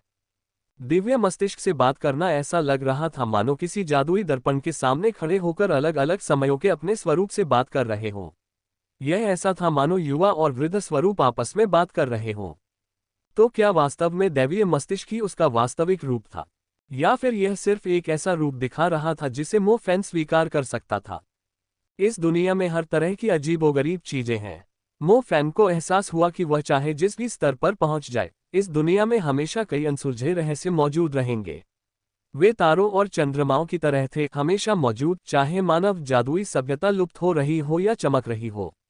उन्हें देखा और महसूस किया जा सकता था, लेकिन उन पर कभी पूरी तरह से अधिकार नहीं किया जा सकता था। जब मो फैन दिव्य वन कुएं से बाहर निकला तो उसके ऊपर सूर्य की रोशनी तेज थी। रेगिस्तान फिर से दिखाई दिया और वह रहस्यमय नखलिस्तान गायब हो गया। मो फैन नर्म रेत पर उतरा। उसने पवित्र झरने के बदले एक अनोखा बीजाणु प्राप्त कर लिया था। उसे इस बात से खुशी और दुख दोनों महसूस हो रहे थे। जो भी हो, ज्यादा सोचने का कोई फायदा नहीं। दुनिया बहुत बड़ी है, मैं सब कुछ समझ नहीं सकता। मैं भूमध्य सागर पार करके शिनशिया के साथ समय बिता सकता हूं। उसे मेरी बहुत याद आ रही होगी। मो फैन जवाबों के पीछे पागल होने वाला व्यक्ति नहीं था। दिव्य वन कुएं में उसने जितना भी चिंतन किया था, उसका कोई महत्व नहीं था। वहां से निकलने के बाद ये शिनशिया के कोमल होठों का कोई मुकाबला नहीं था। वह कल्पना करता था कि ये शिनशिया उसे ठंडी, रेशमी, मीठी और सुगंधित स्थानीय धूप में सुखा गई शराब पिला रही है। उनकी सारी उलझन जल्द ही उत्साह में बदल गई। राक्षस, दानव, अज्ञात और भय उसकी प्रेम भरी बाहों में आराम करने के मुकाबले कुछ भी नहीं थे।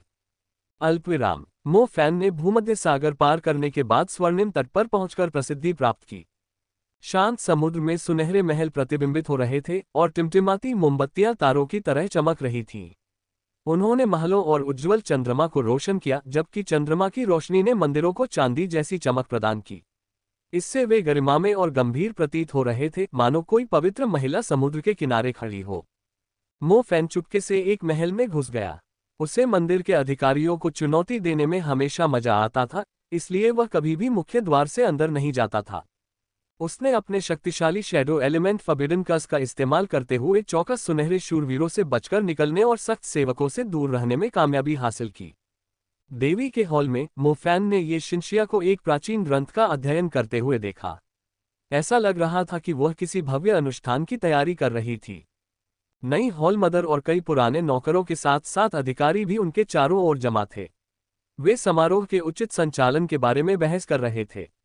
मुख्य आसन पर बैठी ये शिनशिया का मानना था कि उन्हें आधुनिकता अपनानी चाहिए और हमेशा परंपराओं से चिपके नहीं रहना चाहिए। रात की प्रार्थना का समय हो गया है, युवा और आकर्षक नई हॉल मदर ने कहा। मो फैन ने परछाई में छिपने से पहले उस पर कुछ और बार नजर डाली। उसने ये शिनशिया को देखा और उसकी एकाग्रता और गंभीरता की प्रशंसा की। वह शालीनता और अधिकार का परिचय दे रही थी, जो मो फैन द्वारा जानी गई ये शिनशिया से बिल्कुल अलग थी। भले ही यह उसका असली स्वभाव न हो, लेकिन देवी के रूप में अपने दायित्वों को पूरा करने के लिए उसे यह छवि बनाए रखनी पड़ती थी।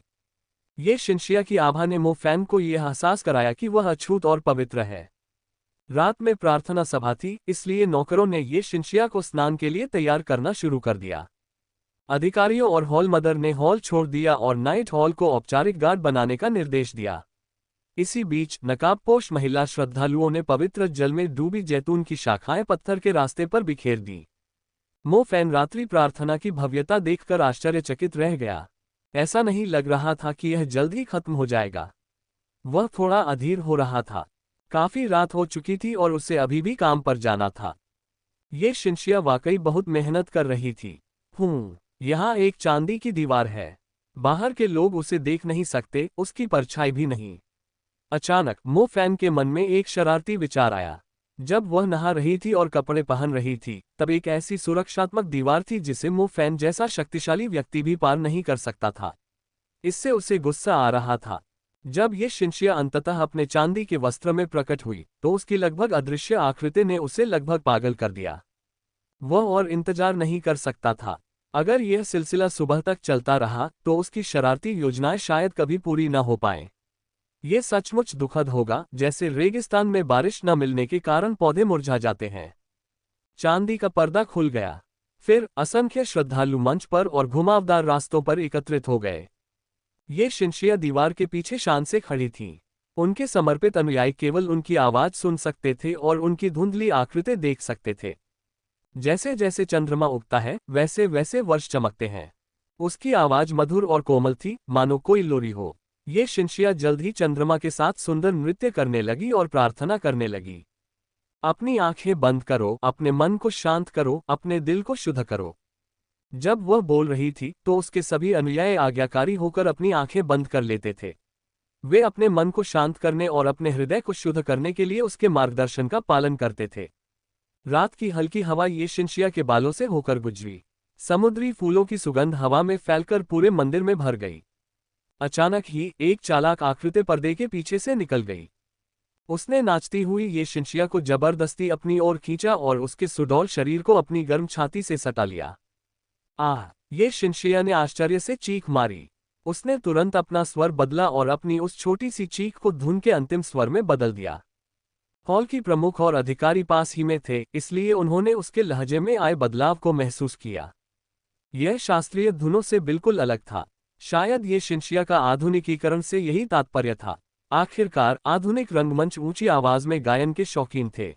दीवार के पीछे ये शिनशिया चौंक गई और शर्मिंदा हो गई। लेकिन जैसे ही उसने उस दुस्साहसी घुसपैठिए को पहचाना, उसकी आंखों में खुशी की एक झलक दिखाई दी। हालांकि वह अब भी जनता के लिए प्रार्थना कर रही थी।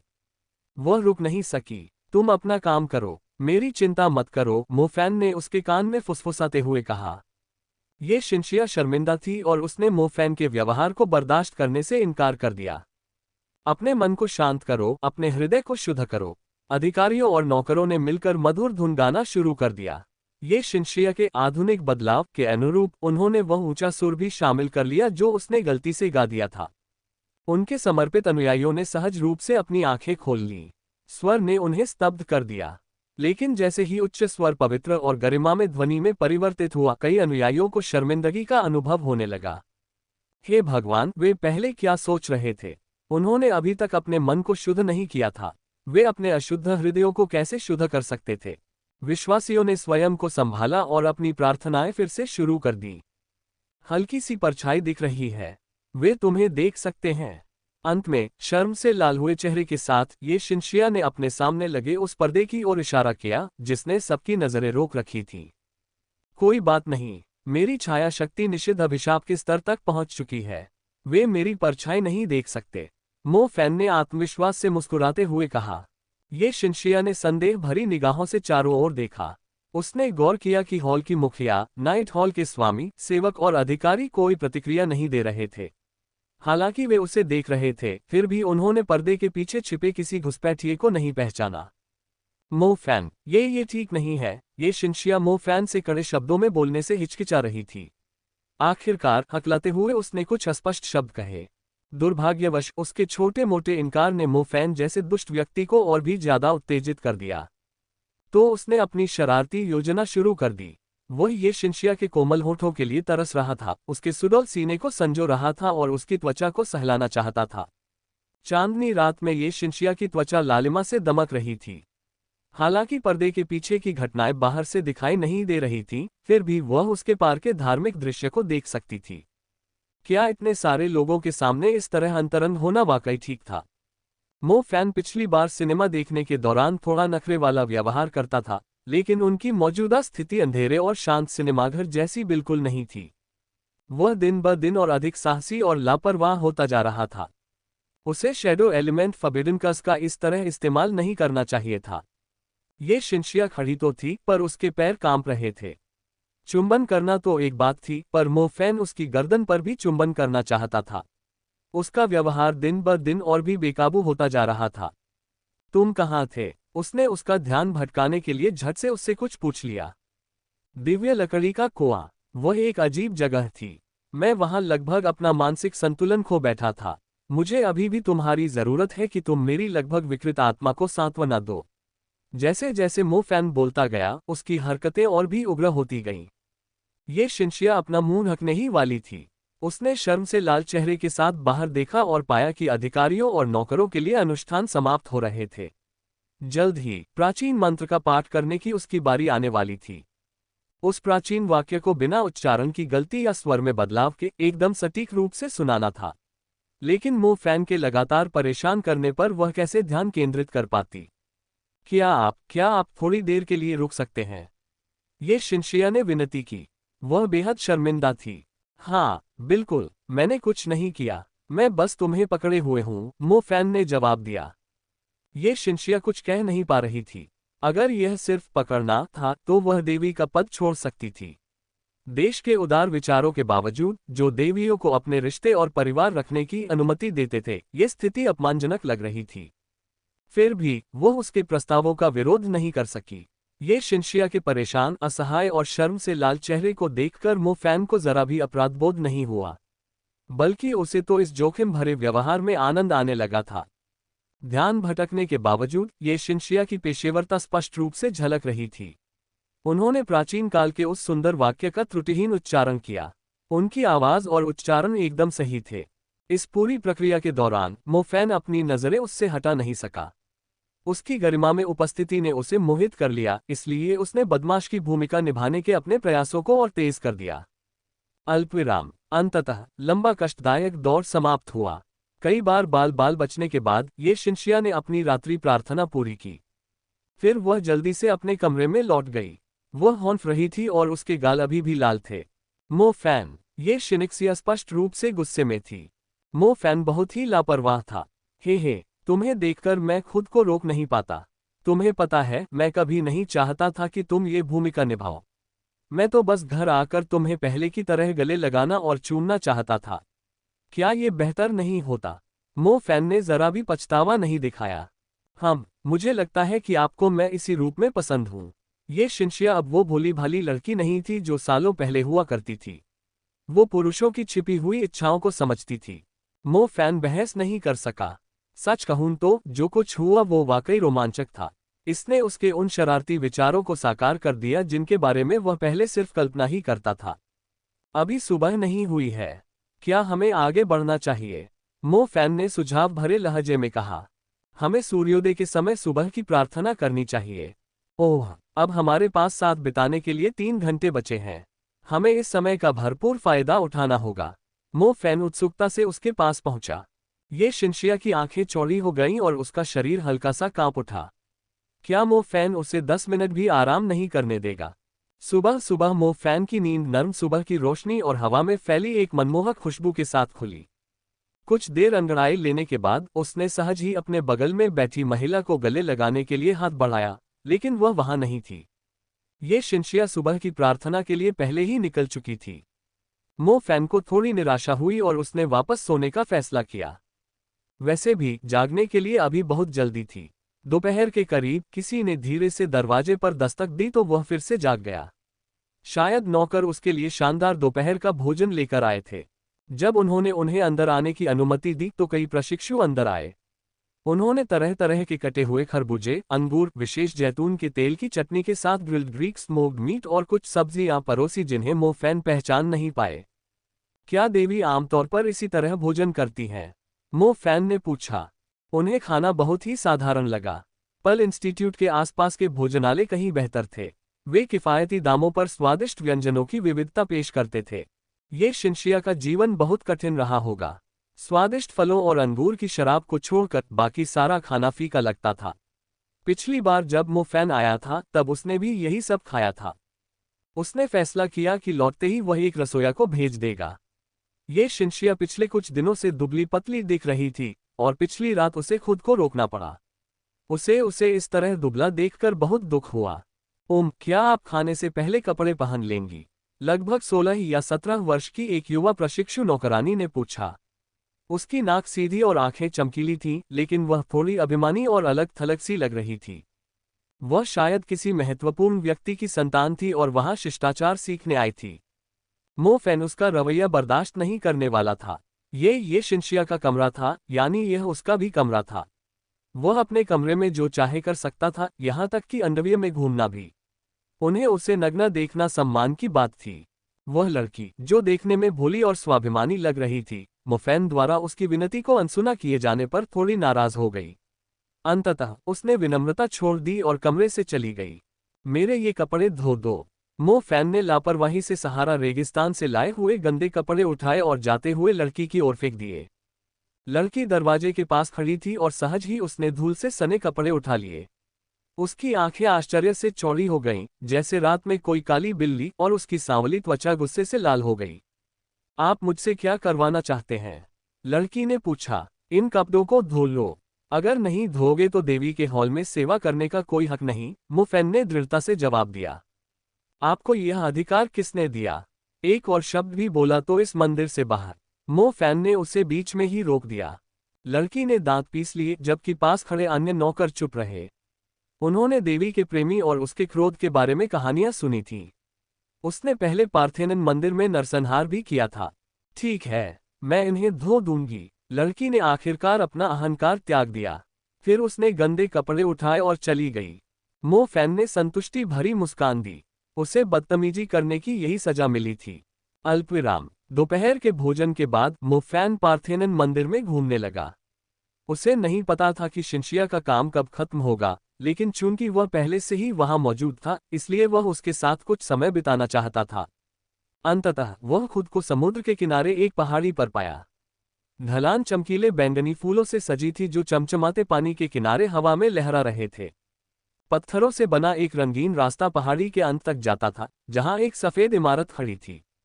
मो फैन को उस इलाके का पता लगाने और सफेद इमारत में प्रवेश करने की तीव्र इच्छा हुई।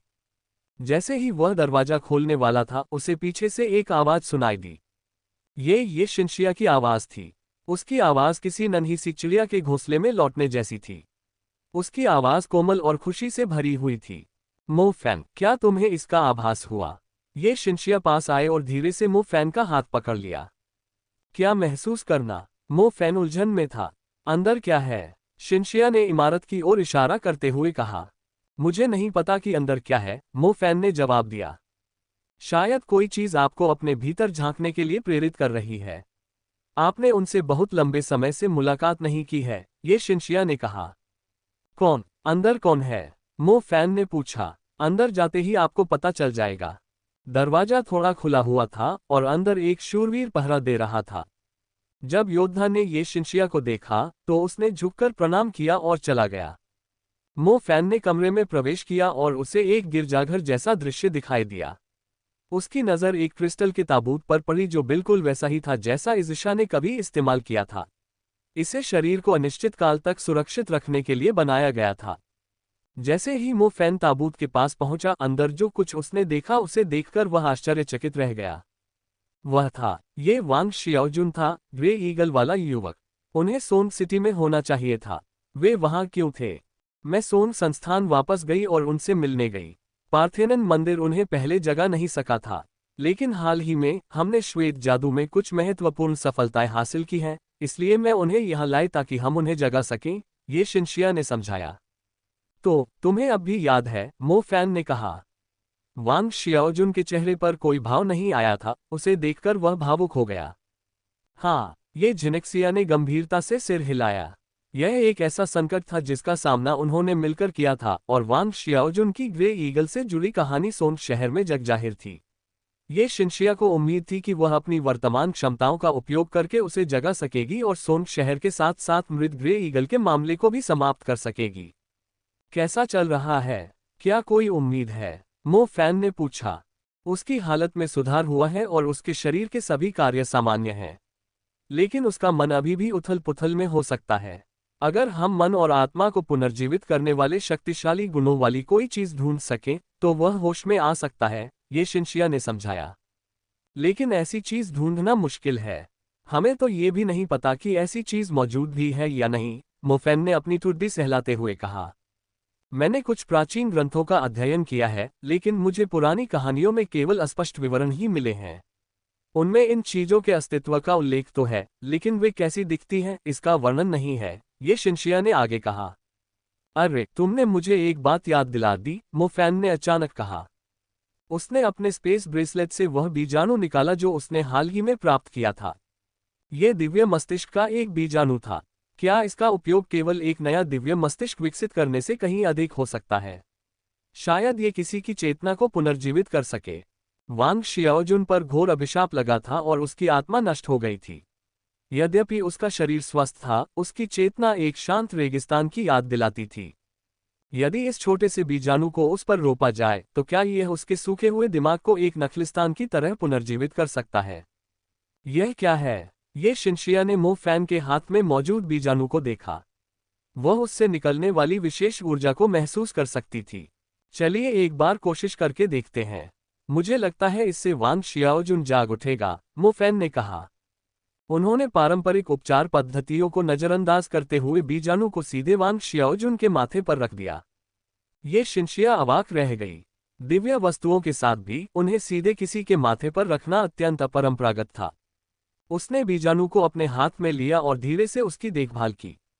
कुछ ही देर में उसमें से चमकते हरे धागे निकलने लगे। ये शिनशिया ने बीजाणु के भीतर की शक्तिशाली जीवन ऊर्जा को महसूस किया और वह चकित रह गई। उसने तुरंत अपना हाथ वांग शियाओजुन के माथे पर रख दिया। उसने उपचारक ऊर्जा, आध्यात्मिक ऊर्जा, आशीर्वाद और पौधों के सार का उपयोग करके उसकी आत्मा को पोषण दिया। उसे उम्मीद थी कि वह उसकी शांत और खाली आत्मा में फिर से जीवन का संचार कर सकेगी। हल्की रोशनी फैल गई और मो फैन ने देखा कि आध्यात्मिक ऊर्जा हल्की बारिश की तरह वांग शियाओजुन के माथे में प्रवेश कर रही है। ये धीरे धीरे उसकी खोपड़ी में समा गई और प्रकाश के कारण उसकी खोपड़ी के अंदरूनी हिस्से दिखाई देने लगे। मो फैन को यकीन नहीं था कि वो कल्पना कर रहा था या नहीं, लेकिन उसने वांग शियाओजुन की खोपड़ी के अंदर धीरे धीरे एक आध्यात्मिक फूल को खिलते हुए देखा। फूल के परागकोश नाजुक नसों की तरह फैले हुए थे और उसकी खोपड़ी के खाली स्थानों को सुंदरता और जीवन शक्ति से भर रहे थे। एक स्त्री के सर वांग शियाओजुन की आंखों तक पहुंचा और उसी क्षण उसकी पलकें फड़क उठी। मो फैन उत्सुकता से देखते हुए आशा से भरा हुआ था और वांग शियाओजुन ने उसे निराश नहीं किया। उसने धीरे धीरे अपनी आंखें खोली। उसकी आंखें, जो कई वर्षों से बंद थीं, शांत समुद्र की तरह निर्मल थीं।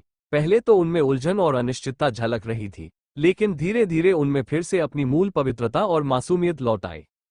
मो फैन, वांग जियाओजुन ने कहा। इतने सालों तक सोए रहने के बावजूद वांग शियाओजुन की बोलने की क्षमता आश्चर्यजनक रूप से सामान्य थी। मो फैन रोमांचित हो गया। अरे बदमाश, आखिरकार जाग ही गए। मो फैन उत्साहित था और उसने उसे गले लगा लिया। मो फैन, क्या सब ठीक है? क्या महामारी खत्म हो गई? ब्लैक टोटेम स्नैक कैसा है? क्या लिटिल ग्रे वापस आ गया है? वांग शियाओजुन ने सहज भाव से पूछा। इन सवालों ने मो फैन को चौंका दिया। उसे समझ नहीं आ रहा था कि जवाब कैसे दे। हाँ, वांग शियाओजुन के नजरिए से वो अभी अभी बेहोश हुआ था। उन्हें इस बात का जरा भी अंदाजा नहीं था कि इतने साल बीत चुके हैं। सब कुछ बदल गया था। मो फैन को समझ नहीं आ रहा था कि वह वांग शियाओजुन को सब कुछ कैसे समझाए या कहां से शुरू करे। उसकी झिझक देखकर ये शिनशिया ने धीरे से कहा, शियाओजुन, तुम वास्तव में बहुत देर से सो रहे हो। उसने धैर्यपूर्वक वांग शियाओजुन के प्रत्येक प्रश्न का उत्तर दिया। सोंग शहर सुरक्षित था और श्वेत जादूबाजों से जुड़ा संकट सुलझ गया था। बुरे लोगों का सफाया हो चुका था। जू मेन को अपनी गलतियों का एहसास हो गया था और काला टोटेम सांप भी ठीक था। बस एक ही समस्या थी कि धूसर चील। बात यह है, जो हम आपको बताने वाले हैं, उसे स्वीकार करना शायद मुश्किल हो। चलिए मैं आपको दिखाता हूं। मो फैन बोलने से पहले थोड़ी देर हिचकिचाया। वांग शियाओजुन को उठने में मदद करने के बाद मो फैन ने स्पेस एलिमेंट मैजिक का इस्तेमाल किया। शायद मो फैन के दिल पर पड़े बोझ ने अंतरिक्ष के बारे में उसकी समझ को और भी गंभीर बना दिया। इस बार टेलीपोर्टेशन बिना किसी त्रुटि के पूरी तरह से सफल रहा। उसने सोन शहर के एक चौक की ओर जाने वाला एक पोर्टल खोला। अल्पविराम। वांग शियाओजुन ने मो फैन का पीछा करते हुए पोर्टल के माध्यम से प्रवेश किया। वह बेहद हैरान था। उसने पहले कभी ऐसी शक्तिशाली जादूगरी नहीं देखी थी जो लोगों को एक जगह से दूसरी जगह ले जा सके। मो फैन की जादुई क्षमताएं उसकी पहले देखी गई किसी भी क्षमता से कहीं अधिक थीं। जब वे सोन शहर के चौक पर पहुंचे तो वांग शियाओजुन वहां सन्नाटे में खड़ी रह गई। चौक के बीचों बीच एक भूरे रंग के चील की मूर्ति थी। सोन शहर के सबसे व्यस्त इलाके में चमकीले आसमान के नीचे वह गर्व से अपने पंख फैलाए खड़ी थी। मूर्ति की कोई रखवाली नहीं करता था। ये लगभग 5 या 6 साल के कई बेफिक्र बच्चों के लिए चढ़ने की जगह बन गई थी, जो उस पर खुलकर हंसते और खेलते थे। वांग शियाओजुन ने चौक में स्थित ग्रे ईगल की मूर्ति को देखा और अपनी भावनाओं को और अधिक नियंत्रित नहीं कर सका। ये राहत की बात है। लिटिल ग्रे मरा नहीं है। यह इस शहर में हर किसी के दिल में जीवित है। उसने अपने आंसू पोंछे और खुद को दिलासा देते हुए बेबसी भरे स्वर में बोला। उसे कुछ समय ग्रे ईगल के साथ बिताने दो, मोफैन ने ये शिनशिया से कहा। ये शिनशिया ने सिर हिलाया। चाहे कुछ भी हो जाए, उन्होंने अपने स्वामी को बचाकर ग्रे ईगल की इच्छा पूरी कर दी थी। आपका टेलीपोर्टेशन पोर्टल जल्द ही गायब होने वाला है। ये शिनशिया ने अपने पीछे फटे हुए स्थान की ओर इशारा किया। चौक पर मौजूद कई जिज्ञासु लोग मोफैन द्वारा बनाए गए पोर्टल के चारों ओर जमा हो गए। प्रवेश द्वार के दूसरी ओर एक खूबसूरत समुद्री चट्टान थी। उस पर घने प्राचीन देवदार के पेड़, नीला समुद्र और रंग बिरंगे ग्रीष्मकालीन फूल थे, जो मिलकर एक अद्भुत दृश्य प्रस्तुत करते थे। कुछ साहसी लोग अंदर आए और चीड़, फूलों और समुद्र की सुगंध ने तुरंत उनका स्वागत किया। लंबे समय से शहर में रह रहे लोग तुरंत सुकून और खुशी महसूस करने लगे। सुरक्षित देखकर और भी लोग पोर्टल से अंदर चले गए। जल्द ही चौक में नृत्य करने की योजना बना रहे एक समूह ने खुद को पार्थेनन मंदिर की पश्चिमी पहाड़ी की सफेद चट्टानों पर पाया। मोफैन और ये शिनशिया पोर्टल से गुजरे और उन्होंने देखा कि लोगों का एक समूह दुनिया के दूसरी तरफ पहुंच गया है। दुर्भाग्यवश मोफैन का जादू पोर्टल को लंबे समय तक खुला नहीं रख सका। ये लोग जल्द ही वहीं फंस जाएंगे। अरे नहीं, पोर्टल बंद है। वाह, हम कहाँ हैं? ये जगह खूबसूरत है, लेकिन हमें वापस आना होगा। जब द्वार बंद हुआ तो लगभग 40 से 50 लोग पार्थेनन मंदिर की सफेद चट्टानों पर फंस गए। उन्हें समझ नहीं आ रहा था कि क्या करें। 9:38। मोफैन भी परेशान था।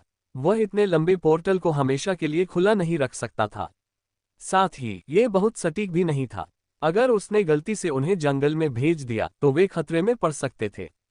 जब द्वार बंद हुआ तो लगभग 40 से 50 लोग पार्थेनन मंदिर की सफेद चट्टानों पर फंस गए। उन्हें समझ नहीं आ रहा था कि क्या करें। मोफैन भी परेशान था। वह इतने लंबे पोर्टल को हमेशा के लिए खुला नहीं रख सकता था। साथ ही ये बहुत सटीक भी नहीं था। अगर उसने गलती से उन्हें जंगल में भेज दिया तो वे खतरे में पड़ सकते थे। अरे तुम ही हो मोफैन, है ना? जल्दी करो और हमें वापस भेज दो। मेरे बच्चे का कल स्कूल है, एक अधेड़ उम्र की महिला ने चिंता से कहा। मैडम, आप पोर्टल से क्यों आईं? पोर्टल कोई ऐसी जगह नहीं है जहां आप यूं ही चले आए, मोफैन ने जवाब दिया। मुझे परवाह नहीं। किसी जादूगर के लिए कहीं भी जादू करना गैर जिम्मेदाराना है। आपको जिम्मेदारी लेनी होगी, महिला ने जोर देकर कहा। ठीक है, ठीक है। मैं आप सबको वापस भेज दूंगा, लेकिन मुझे दूसरा लंबी दूरी का पोर्टल खोलने से पहले कुछ दिन आराम करने की जरूरत है। या तो मैं आपके घर वापसी के टिकट का भुगतान कर दूं, या आप कुछ दिन यहीं रुक सकते हैं। मैं 3 दिन में पोर्टल के जरिए आपको वापस भेज दूंगा, मोफैन ने मायूस होकर कहा। चूंकि आप सब यहाँ हैं तो क्यों न कुछ दिन रुककर इसका आनंद लें। मैं पार्थेनन मंदिर से किसी को आपका मार्गदर्शन करने के लिए भेज दूंगी। आपके रहने, खाने और गतिविधियों का इंतजाम मैं कर दूंगी। कैसा रहेगा? ये शिनशिया जानती थी कि वे सोन शहर के लोगों को यूं ही बीच रास्ते में नहीं छोड़ सकते, इसलिए उसने उन्हें मुफ्त में छुट्टियां बिताने का मौका देने का फैसला किया। ये सुनकर कि वे पार्थेनन मंदिर में हैं, जो यूरोपीय समुद्री आकर्षण से परिपूर्ण स्थान है, सभी उत्साहित हो गए, विशेष रूप से यह जानकर कि ये शिनशिया सभी खर्चों का वहन करेगी। यहाँ तक कि जरूरी काम वाले लोग भी रुकने के लिए ललचा गए। ये भी खूब रही। मैं कुछ दिनों की छुट्टी लूंगा और उसका आनंद लूंगा। हम भाग्यशाली हैं। पार्थेनन मंदिर ऐसी जगह नहीं है जहां आप जब चाहें तब जा सकें। समूह तुरंत सहमत हो गया। वे सभी यहां रुककर कुछ दिनों का आनंद लेना चाहते थे। सच कहूं तो उनमें से किसी ने भी यह उम्मीद नहीं की थी कि सीढ़ियों से नीचे टहलते हुए वे इतने शानदार नज़ारों वाले यूरोपीय मंदिर तक पहुंच जाएंगे। काम और पढ़ाई भूल जाए। कुछ दिनों की छुट्टी लेने से उनकी कंपनियों या पढ़ाई पर कोई असर नहीं पड़ेगा। इसके अलावा ये शिनशिया की हैसियत को देखते हुए उनके लिए आयोजित कार्यक्रम राष्ट्रीय स्तर के थे। आम लोगों के तौर पर उन्हें शायद फिर कभी ऐसा अवसर न मिले। आप सभी का समय अच्छा बीते। मोफैन ने उन्हें हाथ हिलाकर अभिवादन किया। ये सब ये शिनशिया की वजह से है। मोफैन उसके सामने कुछ भी नहीं है। वह यहाँ की देवी है, श्वेत जादू की साक्षात मूर्ति है। वह सोंग इंस्टीट्यूट का गौरव है। सोंग शहर के लोगों ने मोफान को बाहरी व्यक्ति की तरह नहीं समझा। उन्होंने जरूरत पड़ने पर उसकी आलोचना की और उसे जवाबदेह ठहराया। मोफैन उन्हें नाराज नहीं करना चाहता था। उसने मुस्कुराते हुए उन्हें विदाई दी और अंत में चैन की सांस ली। इसलिए इसमें कोई आश्चर्य की बात नहीं है कि निषिद्ध शापों का प्रयोग लापरवाही से नहीं किया जाना चाहिए। उनके द्वारा संचालित लंबी दूरी के टेलीपोर्टेशन पोर्टल ने वास्तव में काफी नुकसान पहुंचाया था। अल्पविराम, ये शिनक्सिया को आखिरकार एक दिन की छुट्टी मिल गई। पार्थेनन मंदिर से ऊबकर ये शिनशिया खरीदारी करने जाना चाहती थी। मो फैन को खरीदारी में कोई दिलचस्पी नहीं थी, लेकिन चूंकि वह उसके साथ था इसलिए उसने उसकी हर पसंद का ख्याल रखा। वह उसका मूड खराब नहीं करना चाहता था, वरना उस रात उसे अकेले ही सोना पड़ता। जैसे ही वे मुख्य सड़क पर चल रहे थे, वे एक दुकान में दाखिल हुए जहां मो फैन ने तुरंत देखा कि सोन शहर की कुछ महिलाएं काउंटर पर एक कर्मचारी के साथ मोलभाव कर रही थीं। ये महिलाएं कुशल वार्ताकार थीं। उन्होंने आमतौर पर छूट न देने वाले कर्मचारी को सफलतापूर्वक मना लिया और उससे कई मुफ्त उपहार प्राप्त कर लिए। मो फैन और ये शिनशिया ने पहचान से बचने के लिए तुरंत दुकान बदल ली। ये शिनशिया ने अपने औपचारिक मंदिर के वस्त्रों को बदलकर बुना हुआ सिर का स्कार्फ और छोटा चश्मा पहन लिया। बहुत कम लोग इस स्टाइलिश और युवा महिला को पार्थेनन मंदिर की देवी के रूप में पहचान पाते। वह हंसमुख हो गई और उत्साहपूर्वक मो फैन के साथ हाल ही में हुई कुछ रोचक घटनाओं के बारे में बताने लगी। उसे इस हालत में देखकर मो फैन को राहत मिली। कभी कभी जब लोग कुछ खास मुकाम हासिल कर लेते हैं तो उनकी सोच में काफी बदलाव आ जाता है। वे अपने मूल स्वभाव को भी पूरी तरह बदल सकते हैं।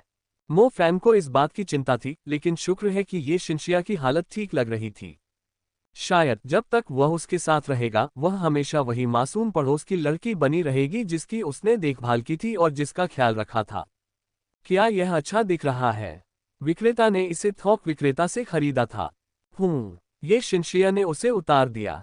उसे अचानक पार्थेनन मंदिर तुरंत लौटने के अपने फैसले पर पछतावा हुआ।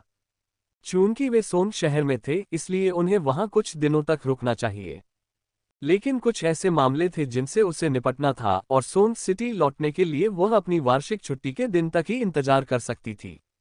कैसा रहेगा ये? जब मेरा अंतरिक्ष तत्व निषिद्ध अभिशाप के स्तर पर पहुंच जाएगा तो मैं तुम्हारे लिए एक पोर्टल बना दूंगा। जैसे ही तुम अपनी देवी वाली पोशाक उतारकर रोजमर्रा के कपड़े पहनोगी, तुम इस पोर्टल से सीधे सोन शहर पहुंच सकती हो। ये बस या मेट्रो से घर आने से भी तेज है। जब भी तुम्हें खरीदारी करनी हो, बस अपने अपार्टमेंट कॉम्प्लेक्स से नीचे चले जाना। वहां तुम्हारे लिए रोजाना चुनने के लिए बहुत सारी प्यारी और स्टाइलिश चीजें मौजूद हैं। मो फैन को अचानक एक शानदार विचार आया। क्या तुम सच में ऐसा कर सकते हो? ये शिनशिया ने पलकें झपकाईं। ये उसे मो फैन द्वारा बचपन में किए गए खोखले वादों की याद दिला रहा था। पहले मो फैन अक्सर उसे खुश करने के लिए ऐसे वादे करता था, लेकिन उनमें से कई पूरे नहीं हो सके। फिर भी अगर इनमें से कोई एक बात सच हो जाती है तो ये शिनशिया लंबे समय तक खुश रहेगी। चलिए एक बार कोशिश करते हैं। इस दुनिया में कई रहस्य हैं और निषिद्ध अभिशाप के उच्चतम स्तर पर भी कुछ रहस्य हमारी समझ से परे हैं। एक स्थिर टेलीपोर्टेशन पोर्टल बनाना असंभव नहीं है, मो फैन ने आत्मविश्वास से कहा। ठीक है, अगर मैं मंदिर के कर्तव्यों के बाद हर दिन घर लौट सकूं और सोन शहर के चौक में लोगों को नाचते हुए देख सकूं, तो मुझे बहुत खुशी होगी, ये शिनशिया ने जवाब दिया। दरअसल वह चीन में पली बड़ी थी, इसलिए वह अपने प्रिय सोन शहर लौटना चाहती थी, भले ही वह बड़ी हो गई थी और पार्थेनन मंदिर में देवी की भूमिका निभा रही थी। वह अपने देशवासियों के बेफिक्र और शांत स्वभाव की बहुत प्रशंसा करती थी। सबसे बड़ी चुनौती अंतरिक्ष के लिए आवश्यक ऊर्जा और पोर्टल की स्थिरता है। इसमें जल्दबाजी न करें। जब मैं इसे बनाने में सफल हो जाऊंगा तो मैं आपको हर दिन काम से लेने आ सकूंगा, मो फैन ने कहा। जादू का मार्ग लंबा और चुनौतीपूर्ण था। चाहे वह कितना भी शक्तिशाली क्यों न हो जाए, अंततः वह लोगों की सेवा करता था और उसे दैनिक जीवन में समाहित होना ही था। मो फैन को इस बात का एहसास नहीं था कि वह जिस चीज की तलाश कर रहा था वह पहले से ही उसकी पहुंच में थी। हालांकि रक्षा करने की जिम्मेदारी उनकी पीढ़ी पर आ पड़ी। सतर्क रहने की जरूरत के बावजूद जीवन का आनंद लेने का भी समय था। ऐसा लग रहा था मानो सील शहर के अस्तित्व वाले दिनों में लौट आए हों। उनका रोज का काम ये शिनशिया को स्कूल से लाना था। सील सिटी भले ही नष्ट हो गया हो, लेकिन वहां के लोग और उनकी भावनाएं बनी रहीं। मो फैन, तुम मुझसे जादू के बिना दुनिया के बारे में मजाक किया करते थे।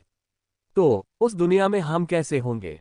क्या हम तब भी वैसे ही रह पाएंगे जैसे अभी हैं? ये शिनशिया ने मो फैन की ओर मुड़कर पूछा।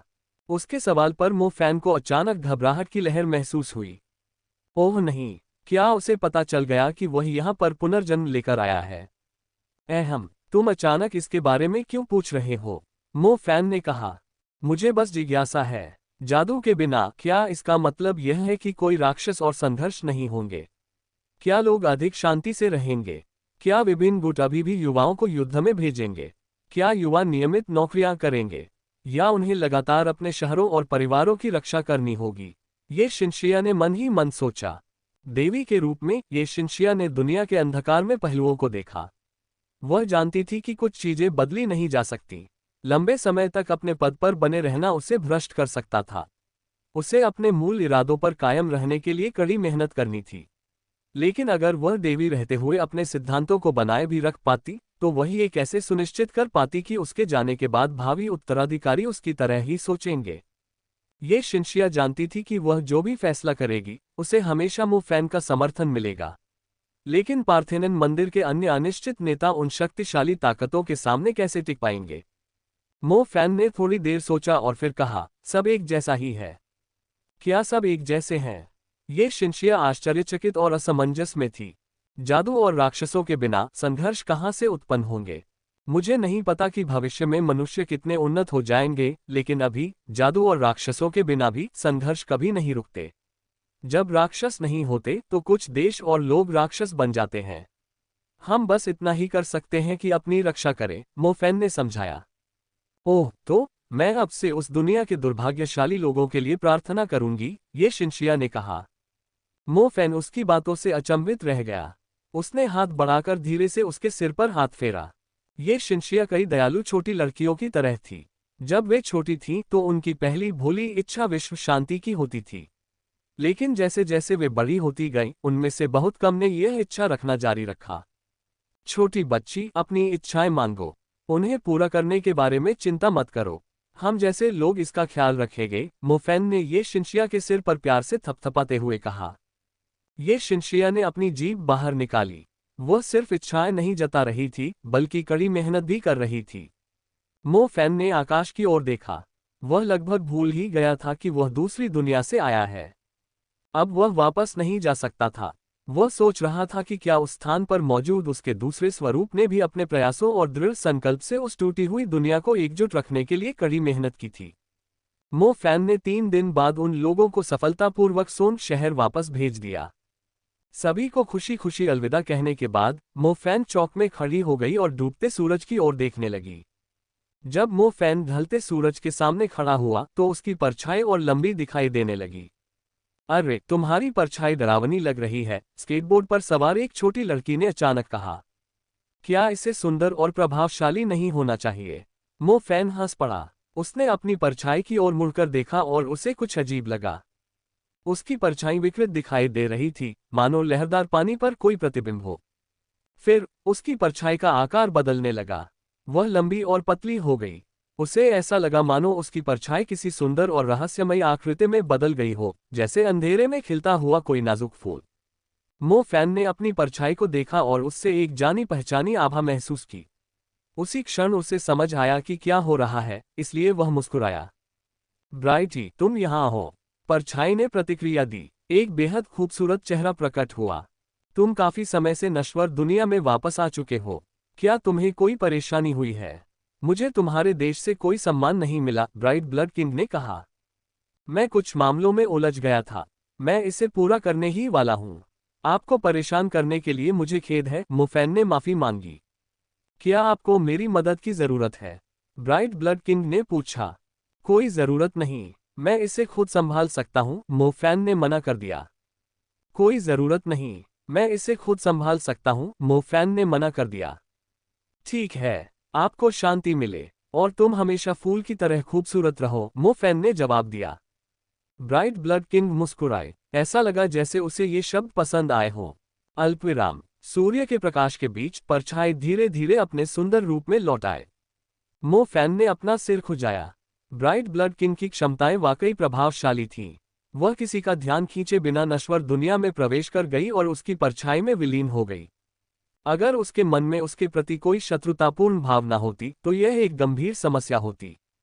मो फैन ने स्पेस एलिमेंट के लिए अपनी सारी जादुई ऊर्जा खर्च कर दी थी, इसलिए वह पल इंस्टीट्यूट तक पहुंचने के लिए दूसरा टेलीपोर्टेशन पोर्टल नहीं बना सका। उसने एक पल सोचा और फिर नियमित ट्रेन से जाने का फैसला किया।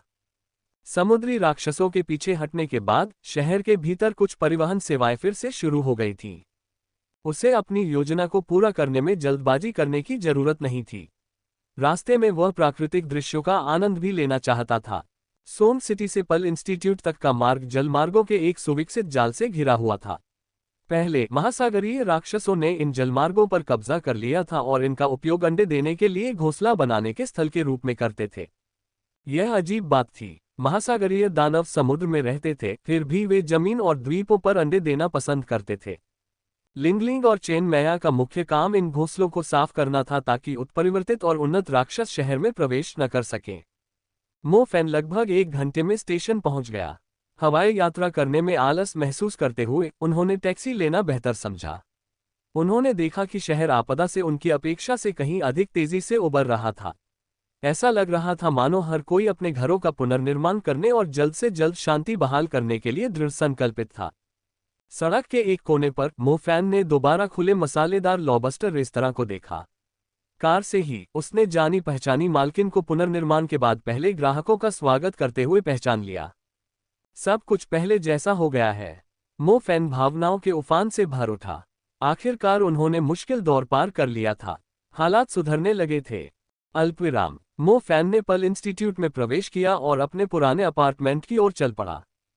पृथ्वी तत्व के वास्तुकार जादूगरों ने अपार्टमेंट को उसकी पिछली स्थिति में पुनर्निर्मित किया। हैरानी की बात यह थी कि यह छात्रों और जादू के छात्रों के लिए एक लोकप्रिय घूमने की जगह बन गई थी। पर्ल इंस्टीट्यूट के कुछ छात्र वहां गाइड के रूप में मौजूद थे। उन्होंने संस्थान में मो फैन की पिछली उपलब्धियों के बारे में कहानियां सुनाई। बेशक उन्होंने मो फैन और कैंपस की कई सुंदरियों के बीच प्रेम प्रसंगों के बारे में भी बात की। जानते हो क्या, स्कूल की निदेशक मू नुजियाओ और मो फैन के बीच एक दिल छू लेने वाली कहानी हुई थी।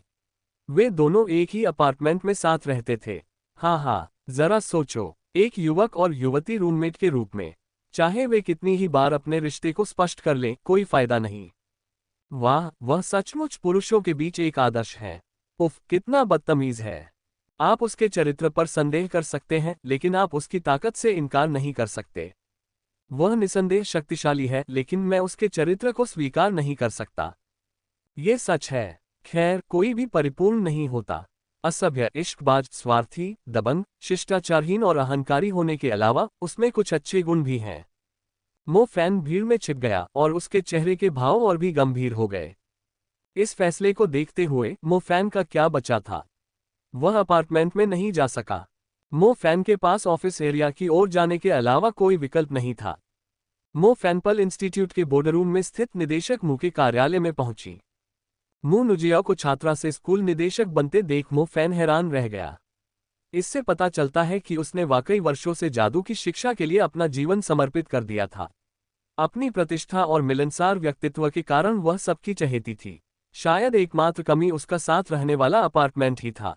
खटखट, खटखट, खटखट। मो फैन ने विनम्रता से दरवाजे पर दस्तक दी। अंदर आइए। मू नुजियाओ की आवाज साफ और कोमल थी। स्कूल निदेशक होने के बावजूद मू नुजियाओ ने चीजों को सरल रखा।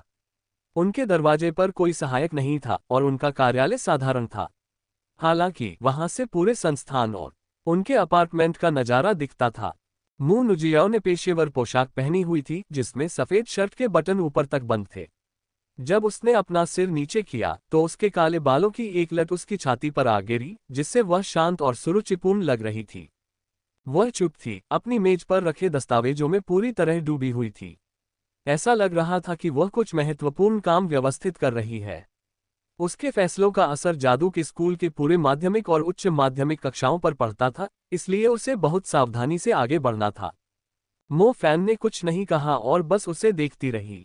ऐसा लग रहा था मानो मू नुजियाओ भूल गई हो कि किसी ने दरवाजा खटखटाया था और अंदर आ गई थी। वह अपने काम में मग्न रही। अपना काम पूरा करने के बाद उसने अनजाने में ही पानी का गिलास उठाया। जैसे ही उसके होंठ ठंडे गिलास से छुए, उसकी नजर मो फैन पर पड़ी। खांसी खांसी, खांसी खांसी। मू नुजियाओ पानी पीते पीते अटक गई। खांसते खांसते उसका चेहरा लाल हो गया। मो फैन ने तुरंत आगे बढ़कर उसकी पीठ थपथपाई। तुम यहाँ क्यों हो? मू नुजियाओ ने अपना चश्मा उतार दिया, जिससे उनका रूप और भी आकर्षक हो गया। उनकी आंखों में खुशी की एक झलक दिखाई दी। क्या मैं इतनी डरावनी हूँ? तुम तो डरी हुई लग रही हो, मोफैन ने कहा। मैं बस हैरान थी, काफी समय से तुम्हारी बात नहीं हुई। मैं मुंह नुजियाओ हिचकिचाए। उसे समझ नहीं आ रहा था कि आगे क्या कहे, इसलिए वह रुक गई और उसने अपना गला साफ किया। वह कहना चाहती थी कि वह मोफैन के करीबी लोगों से उसके बारे में जानकारी लेना चाहती थी, लेकिन वह ऐसा करने की हिम्मत नहीं जुटा पाए। दरअसल कुछ समय पहले ही मू नुजियाओ की मुलाकात मूनिंगक्सू से एक अंतर्राष्ट्रीय सम्मेलन में हुई थी। दोनों ने कुछ देर बातचीत की और मू नुजियाओ मोफैन के बारे में पूछना चाहती थी कि वह कहाँ है और सुरक्षित है या नहीं।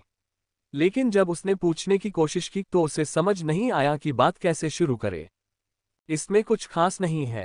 मैं बस डाक प्लेन गया था और कुछ भ्रष्टाचार को खत्म किया। मैंने वेन ताई को छोड़कर बाकी सभी डाक किंग्स को मार डाला। मो फैन ने सहज ही मुस्कुरा दिया। वह एक अनुभवी नायक की तरह आत्मविश्वास से भरा हुआ लग रहा था।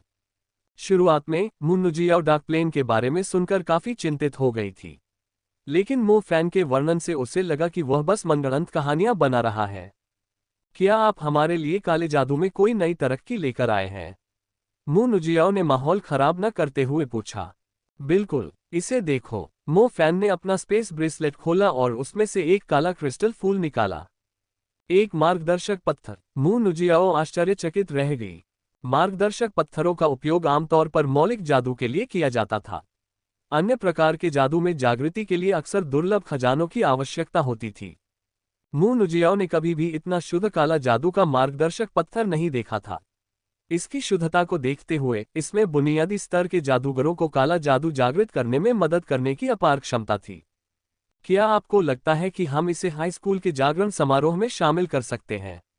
मो फैन ने पूछा। इसे व्यापक रूप से उपयोगी बनाने के लिए ये स्थिर, कुशल और आसानी से सुलभ होना चाहिए। इस तरह के पत्थर जो आध्यात्मिक जागृति का मार्गदर्शन करते हैं, विश्व स्तर पर अत्यंत दुर्लभ हैं, मू नुजियाओ ने कहा। चिंता मत करो, मैंने आपूर्तिकर्ता का इंतजाम कर लिया है। शुद्धता की भी चिंता करने की जरूरत नहीं है। ये निश्चित रूप से अन्य देशों की गुप्त खानों से मिलने वाले राष्ट्रीय खजानों से कहीं बेहतर है। आप जितना चाहें ले सकते हैं, मो फैन ने समझाया। मू नुजियाओ ने लगभग अपना नींबू पानी मो फैन पर थूक दिया। यह एक पवित्र कार्य माना जाता था, लेकिन जब मो फैन ने इसके बारे में बात की तो ये किसी अवैध सौदे जैसा क्यों लगा। हमें एक परीक्षण से शुरुआत करनी होगी, मू नुजियाओ ने सुझाव दिया। आप सही कह रहे हैं।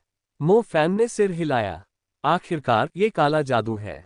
यह पारंपरिक जादू शिक्षा समुदाय के लिए एक बड़ा झटका है। हर कोई जानता है कि काला जादू की एक कीमत होती है। इसे उन छात्रों से परिचित कराना जो अभी शुरुआत कर रहे हैं। मैंने सभी शर्तें तय कर ली हैं। ये सब लिखित में है और कानूनी रूप से बाध्यकारी है। यह अनुबंध कुछ कानूनों से भी अधिक महत्वपूर्ण है, मोफैन ने समझाया। काला जादू से संबंधित अनुबंध तुरंत लागू करने योग्य थे और उन पर विवाद करना लगभग असंभव था। भुगतान केवल उन्नत स्तर पर ही शुरू होता है, तो छात्रों को उन्नत जादूगर बनने तक कुछ भी भुगतान नहीं करना पड़ेगा। जल्द ही मू नुजियाओ ने मो फैन और ब्राइट ब्लड किन के बीच का अनुबंध देखा। दुनिया घूमना सिर्फ लड़ाई झगड़े के बारे में नहीं है। मेरे पास जान पहचान भी है, मो फैन ने मुस्कुराते हुए कहा। फिर उसने मू नुजियाओ को एक अर्थपूर्ण नजर से देखा, जिससे उसे यह संकेत मिला कि उसकी यात्रा काफी चुनौतीपूर्ण रही है। क्या वह उसे कंधे की मालिश देगी? मू नुजियाओ थोड़ी देर के लिए हिचकिचाए। मो फैन ने जो उपलब्धि हासिल की थी उसे देखते हुए उन्हें कंधे की मालिश देना कोई बड़ी बात नहीं लग रही थी। मू नुजियाओ ने बिना किसी झिझक के मो फैन के कंधों पर हाथ रख दिए, लेकिन उसके विचार उस अनुबंध पर केंद्रित थे जिसे मो फैन वापस लेकर आया था। अगर हम इसका परीक्षण करने जा रहे हैं तो क्या हमें पर्ल इंस्टीट्यूट से संबद्ध मैजिक हाई स्कूल को चुनना चाहिए? मू नुजियाओ ने पूछा। यह अच्छा रहेगा। ओह, और मैंने हाल ही में हुए सम्मेलन में तियानलान मेमोरियल मैजिक हाई स्कूल देखा। ये सील सिटी में है, जो आपका गृहनगर है। मैंने इसका समर्थन किया है। क्या हम वहां के छात्रों को एक और परीक्षण के तौर पर चुन सकते हैं? मू नुजियाओ ने मालिश के दौरान दबाव बढ़ा दिया। मो फैन स्तब्ध रह गया। उसके मन में यादों का सैलाब उमड़ आया। पहली परीक्षा, पहली जागृति, पहली बार स्टार ऑर्बिट पर महारत हासिल करना, पहली बार जादू का प्रयोग करना। क्या मेरे गृहनगर का भी पुनर्निर्माण हो गया है? मो फैन ने पूछा। हाँ, मुझे शर्म आ रही है। आपने ही मुझे इसके बारे में बताया था, मो फैन ने कहा। क्या आप तियानलान मेमोरियल मैजिक हाई स्कूल के उद्घाटन समारोह में शामिल होंगे? निश्चित रूप से आकाश नीला था और धरती हरी भरी थी। मो फैन ने पहाड़ों पर हर जगह फूल खिलते हुए देखे। सील सिटी एक पहाड़ी शहर था जिसमें सुंदर नदियां, शांत जंगल और मनमोहक दृश्य थे। मो फैन ने कभी उम्मीद नहीं की थी कि इस छोटे शहर का कभी पुनर्निर्माण होगा। उन्हें यह देखकर आश्चर्य हुआ कि शहर पहले जैसा ही दिख रहा था। इससे भी अधिक आश्चर्य की बात यह थी कि उनके कारण कई पर्यटक इस शहर में आ रहे थे। मैंने कभी नहीं सोचा था कि मैं अपने गृहनगर का भविष्य बदल सकता हूं। मो फैन थोड़ा भावुक हो गया। दुनिया विशाल थी और देश भी विशाल, फिर भी उसने दोनों को बदल दिया। उसे बेहद गर्व और गहरा एहसास था क्योंकि उसके प्रयासों से ही उसके गृहनगर का पुनर्निर्माण हुआ था। मो फैन जानता था कि कस्बे, देश और दुनिया सब आपस में जुड़े हुए हैं। दुनिया में बड़ा बदलाव लाने वाले अधिकांश लोग अपने प्रियजनों और अपने गृहनगर की रक्षा करने की इच्छा से शुरुआत करते हैं। अल्पविराम। समझौते के अनुसार मो फैन ने तियानलान मेमोरियल मैजिक हाई स्कूल के उद्घाटन समारोह में भाग लिया। समारोह अच्छे से संपन्न हुआ। मो फैन ने पूरे कार्यक्रम में भाग लिया और आशावान हाई स्कूल के छात्रों को उनके पहले आध्यात्मिक जागरण का अनुभव करते हुए देखा। इस बार ब्लैक मैजिक गाइडिंग स्टोन के आने से स्थिति बदल गई। कई विद्यार्थियों ने काला जादू जागृत किया और इसे अपने प्राथमिक तत्व के रूप में अपनाकर दुर्लभ जादूगर बन गए। यह एक नए युग की शुरुआत हो सकती है। मो फैन, तुम कहाँ जा रहे हो? मू नुजियाओ ने उत्सुकता से पूछा। उसने देखा कि वह स्कूल के पीछे वाले पहाड़ की ओर अकेले जा रहा है। बस यूं ही घूम रहा था, मो फैन ने जवाब दिया। क्या मैं तुम्हारे साथ चलूं? मू नुजियाओ ने पूछा। नहीं, मैं अकेले ही ठीक रहूंगा। मो फैन पहाड़ की ओर चली गई और वहां की हर चीज उसे अभी भी परिचित सी लगी। उस छोटे रास्ते पर चलते हुए वह उस शांत जंगल में पहुंच गया जिसे वह अच्छी तरह जानता था। पेड़ों की छांव दोपहर की झपकी के लिए बिल्कुल उपयुक्त थी। सूरज की रोशनी पत्तियों से छनकर आ रही थी और सब कुछ स्वप्निल सा लग रहा था। कुरकुरे कुरकुरे। अचानक उसे हल्के कदमों की आहट सुनाई दी। मो फैन ने मुड़कर देखा तो उसे एक बूढ़ा आदमी दिखाई दिया। उसी क्षण मो फैन की छाती पर लटके हुए पेंडेंट ने जोरदार प्रतिक्रिया दी। उसने पास आते हुए व्यक्ति को सावधानीपूर्वक देखा।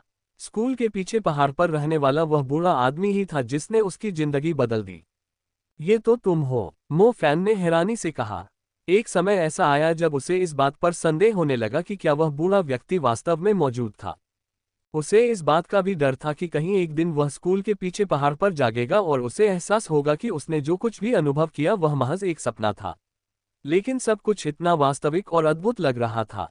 भला ये सपना कैसे हो सकता है? कैसा रहा? बूढ़े आदमी ने खुशी से पूछा।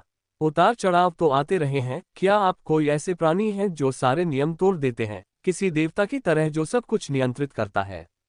क्या आप अंततः मुझे मेरी दुनिया में वापस भेज देंगे? मो फैन ने पूछा। वह जानता था कि विरोध करना व्यर्थ है। हाँ, तुम मजाक कर रहे होगे। मैं इतना शक्तिशाली नहीं हूं, बूढ़े आदमी ने जवाब दिया। तो फिर मैं वास्तव में कहाँ का हूं? मो फैन ने पूछा। यहीं पर, जिस दुनिया की तुमने बात की, वह तो बस एक सपना था जो तुमने एक दोपहर देखा था। जब भी तुम इसका जिक्र करते हो, मुझे अजीब लगता है। जादू के बिना दुनिया कैसे हो सकती है? बूढ़ा आदमी हंस पड़ा। तो, कैसा रहा? पूछने का आपका क्या मतलब था? मो फैन ने पूछा। यह, बूढ़े आदमी ने मो फैन की छाती के सामने लटकते हुए पेंडेंट की ओर इशारा किया। लिटिल लोच पेंडेंट। मो फैन ने उस पेंडेंट को देखा जो उसके लिए बहुत मायने रखता था। मैंने कई महत्वाकांक्षी नौजवानों को देखा है। वे सब मशहूर होना चाहते हैं लेकिन अंत में साधारण जीवन से ही संतुष्ट हो जाते हैं। उन्हें यह एहसास नहीं होता कि जब सफल लोग शिखर पर पहुंच जाते हैं तो वे साधारण जीवन को नहीं भूल पाते और अक्सर उन लोगों से ईर्ष्या करते हैं जो ऐसा जीवन जीते हैं। नौजवान नौजवान। बूढ़ा आदमी एक धुन गुनगुनाते हुए जंगल में और अंदर चला गया। मो फैन वहीं रुका रहा। उसके आसपास की दुनिया में कोई बदलाव नहीं आया। Ring ring ring. Tianlan memorial magic high school में स्कूल की पढ़ाई समाप्त हुई। मो फैन वहां से चली गई और पुरानी गली में लौट आई। उसने एक परिचित आकृति देखी। वो व्यक्ति छोटे से आंगन और द्वार के सामने वाले रास्ते को साफ रखने के लिए उसमें पानी डाल रहा था। घर के अंदर चावल पकने की खुशबू के साथ साथ बर्तनों की आवाज भी हवा में फैली हुई थी। फिर अधेड़ उम्र का वह आदमी सफाई करने के लिए झुक गया। मेहनत का काम होने के बावजूद उसके चेहरे पर मुस्कान बनी रही। दोपहर की तेज धूप में ये दृश्य मनमोहक था। उसने कदमों की आहट सुनी और ऊपर देखा तो मो फैन सड़क से घर की ओर आती हुई दिखाई दी। यह एक दैनिक दृश्य हुआ करता था, लेकिन समय के साथ मो फैन उस एहसास को भूल गया था। स्कूल से घर लौटते ही उसके पिता दरवाजे पर खड़े होकर उसका स्वागत करने लगे, ठीक वैसे ही जैसे किसी अन्य सामान्य दोपहर में होता है। तुम वापस आ गए। मो जियाक्सिन मुस्कुराया, उसके चेहरे पर बहुत झुर्रियां थीं। हाँ पिताजी, मैं वापस आ गया हूँ। मो फैन ने सिर हिलाया। अचानक मो फैन को ऐसा लगा जैसे वह कभी गया ही नहीं था। ऐसा लग रहा था मानो उसने अभी अभी एक बहुत लंबी किताब पढ़ने में पूरी दोपहर बिताई हो। उस थोड़े से समय में ही उसने एक अद्भुत और मनमोहक दुनिया का अन्वेषण कर लिया था, लेकिन किताब बंद करने के बाद भी वह वही छोटा लड़का था जो ढलते सूरज की रोशनी में अपना बैग लेकर घर लौटता था। आज ड्रैगन बोट फेस्टिवल है, मो जियाक्सिन ने कहा। मैं भूल ही गया था पापा, आप तो हमेशा सब कुछ याद रखते हैं। मैं भी तुम्हारी तरह बेफिक्र हुआ करती थी, मो जियाक्सिन ने जवाब दिया। मो फैन पहले तो थोड़ा असमंजस में था, लेकिन वो जल्दी ही मो जियाक्सिन का मतलब समझ गया। जैसे जैसे वो बड़ा होता गया, वो इन बातों पर भी ध्यान देने लगा। वे दोनों जानते थे कि जीवन में वास्तव में क्या महत्वपूर्ण है। अधिकांश लोगों के पास ये पहले से ही होता है, अक्सर वे अपने जीवन में व्यस्त रहते हुए इसे महसूस नहीं कर पाते। चिपचिपे चावल के पकौड़े या नियमित पकौड़े? मो जियाक्सिन ने पूछा। मुझे दोनों चाहिए, मो फैन ने जवाब दिया। ठीक है, मैं उससे कहूंगी कि वह आपके लिए इन्हें तैयार कर दे, मो जियाक्सिन ने कहा। कौन? मो फैन उलझन में दिख रहा था। मो फैन घर के करीब गया और उसे एक दुबली पतली आकृति दिखाई दी। एक पल के लिए उसे लगा कि यह ये शिनशिया है। वे दोनों दिखने में बहुत मिलती जुलती थीं, खासकर उनकी आंखें। हालांकि जब उसने गौर से देखा तो उसे एहसास हुआ कि वह महिला उम्रदराज लग रही थी। वो कमजोर और पीली पड़ गई थी, मानो वो कई सालों से बीमार हो। फिर भी उसकी आंखें शिनशिया की तरह ही साफ और चमकदार थीं। उनमें संतोष की चमक थी। हाँ हेलो, मैंने जियाक्सिन को आपके बारे में बहुत बातें करते सुना है। मैं बहुत बीमार थी, इसलिए मुझे कुछ बातें याद नहीं है। ये चांद किसी भी अन्य ग्रामीण महिला की तरह लग रही थी। एक बाहरी होने के नाते वो मो फैन के आसपास थोड़ी घबराई हुई लग रही थी। एक पल के लिए मो फैन को उसके प्रति तीव्र शत्रुता का अनुभव हुआ। फिर भी वो उसकी दयनीय स्थिति को समझता था, इसलिए उसने सिर हिलाया और अपनी भावनाओं को दबा लिया। आपको चिपचिपे चावल के पकौड़े और सामान्य पकौड़े चाहिए, है ना? मैं अभी तैयार कर देती हूँ। बस एक पल रुकिए। ये चांद ने संयमित मुस्कान के साथ अपने गाल से पसीना पोंछा। जैसे ही वो रसोई में दाखिल हुई, मो फैन ने अपने बगल में बैठी मो जियाक्सिन की ओर देखा। पिताजी, मो फैन ने कहा। हाँ, शायद उसके पास ज्यादा समय नहीं बचा है। क्या आपको पता है? मो फैन ने गंभीरता से पूछा। मैं उसकी हालत जानती हूँ, मुझे उसके साथ रहने दो, मो जियाक्सिन ने जवाब दिया। मो फैन ने सिर हिलाया और कुछ नहीं कहा। ये चांद थोड़ी देर में चिपचिपे चावल के पकौड़े और सामान्य पकौड़े मेज पर ले आया। मो फैन ने सबसे पहले एक पकौड़ी चखी, फिर उसने ऊपर देखा और कहा, ओह सुश्री, मैं आपको कुछ बताना भूल गया था। अरे क्या बात है? ये चांद संकोच और घबराहट से भरी रही। मो फैन को देखकर उसे गहरा अपराधबोध हुआ, मानो उसने या उसके किसी रूप ने अतीत में उसे कुछ ऐसा दुख पहुंचाया हो जिससे उसे चोट पहुंची हो।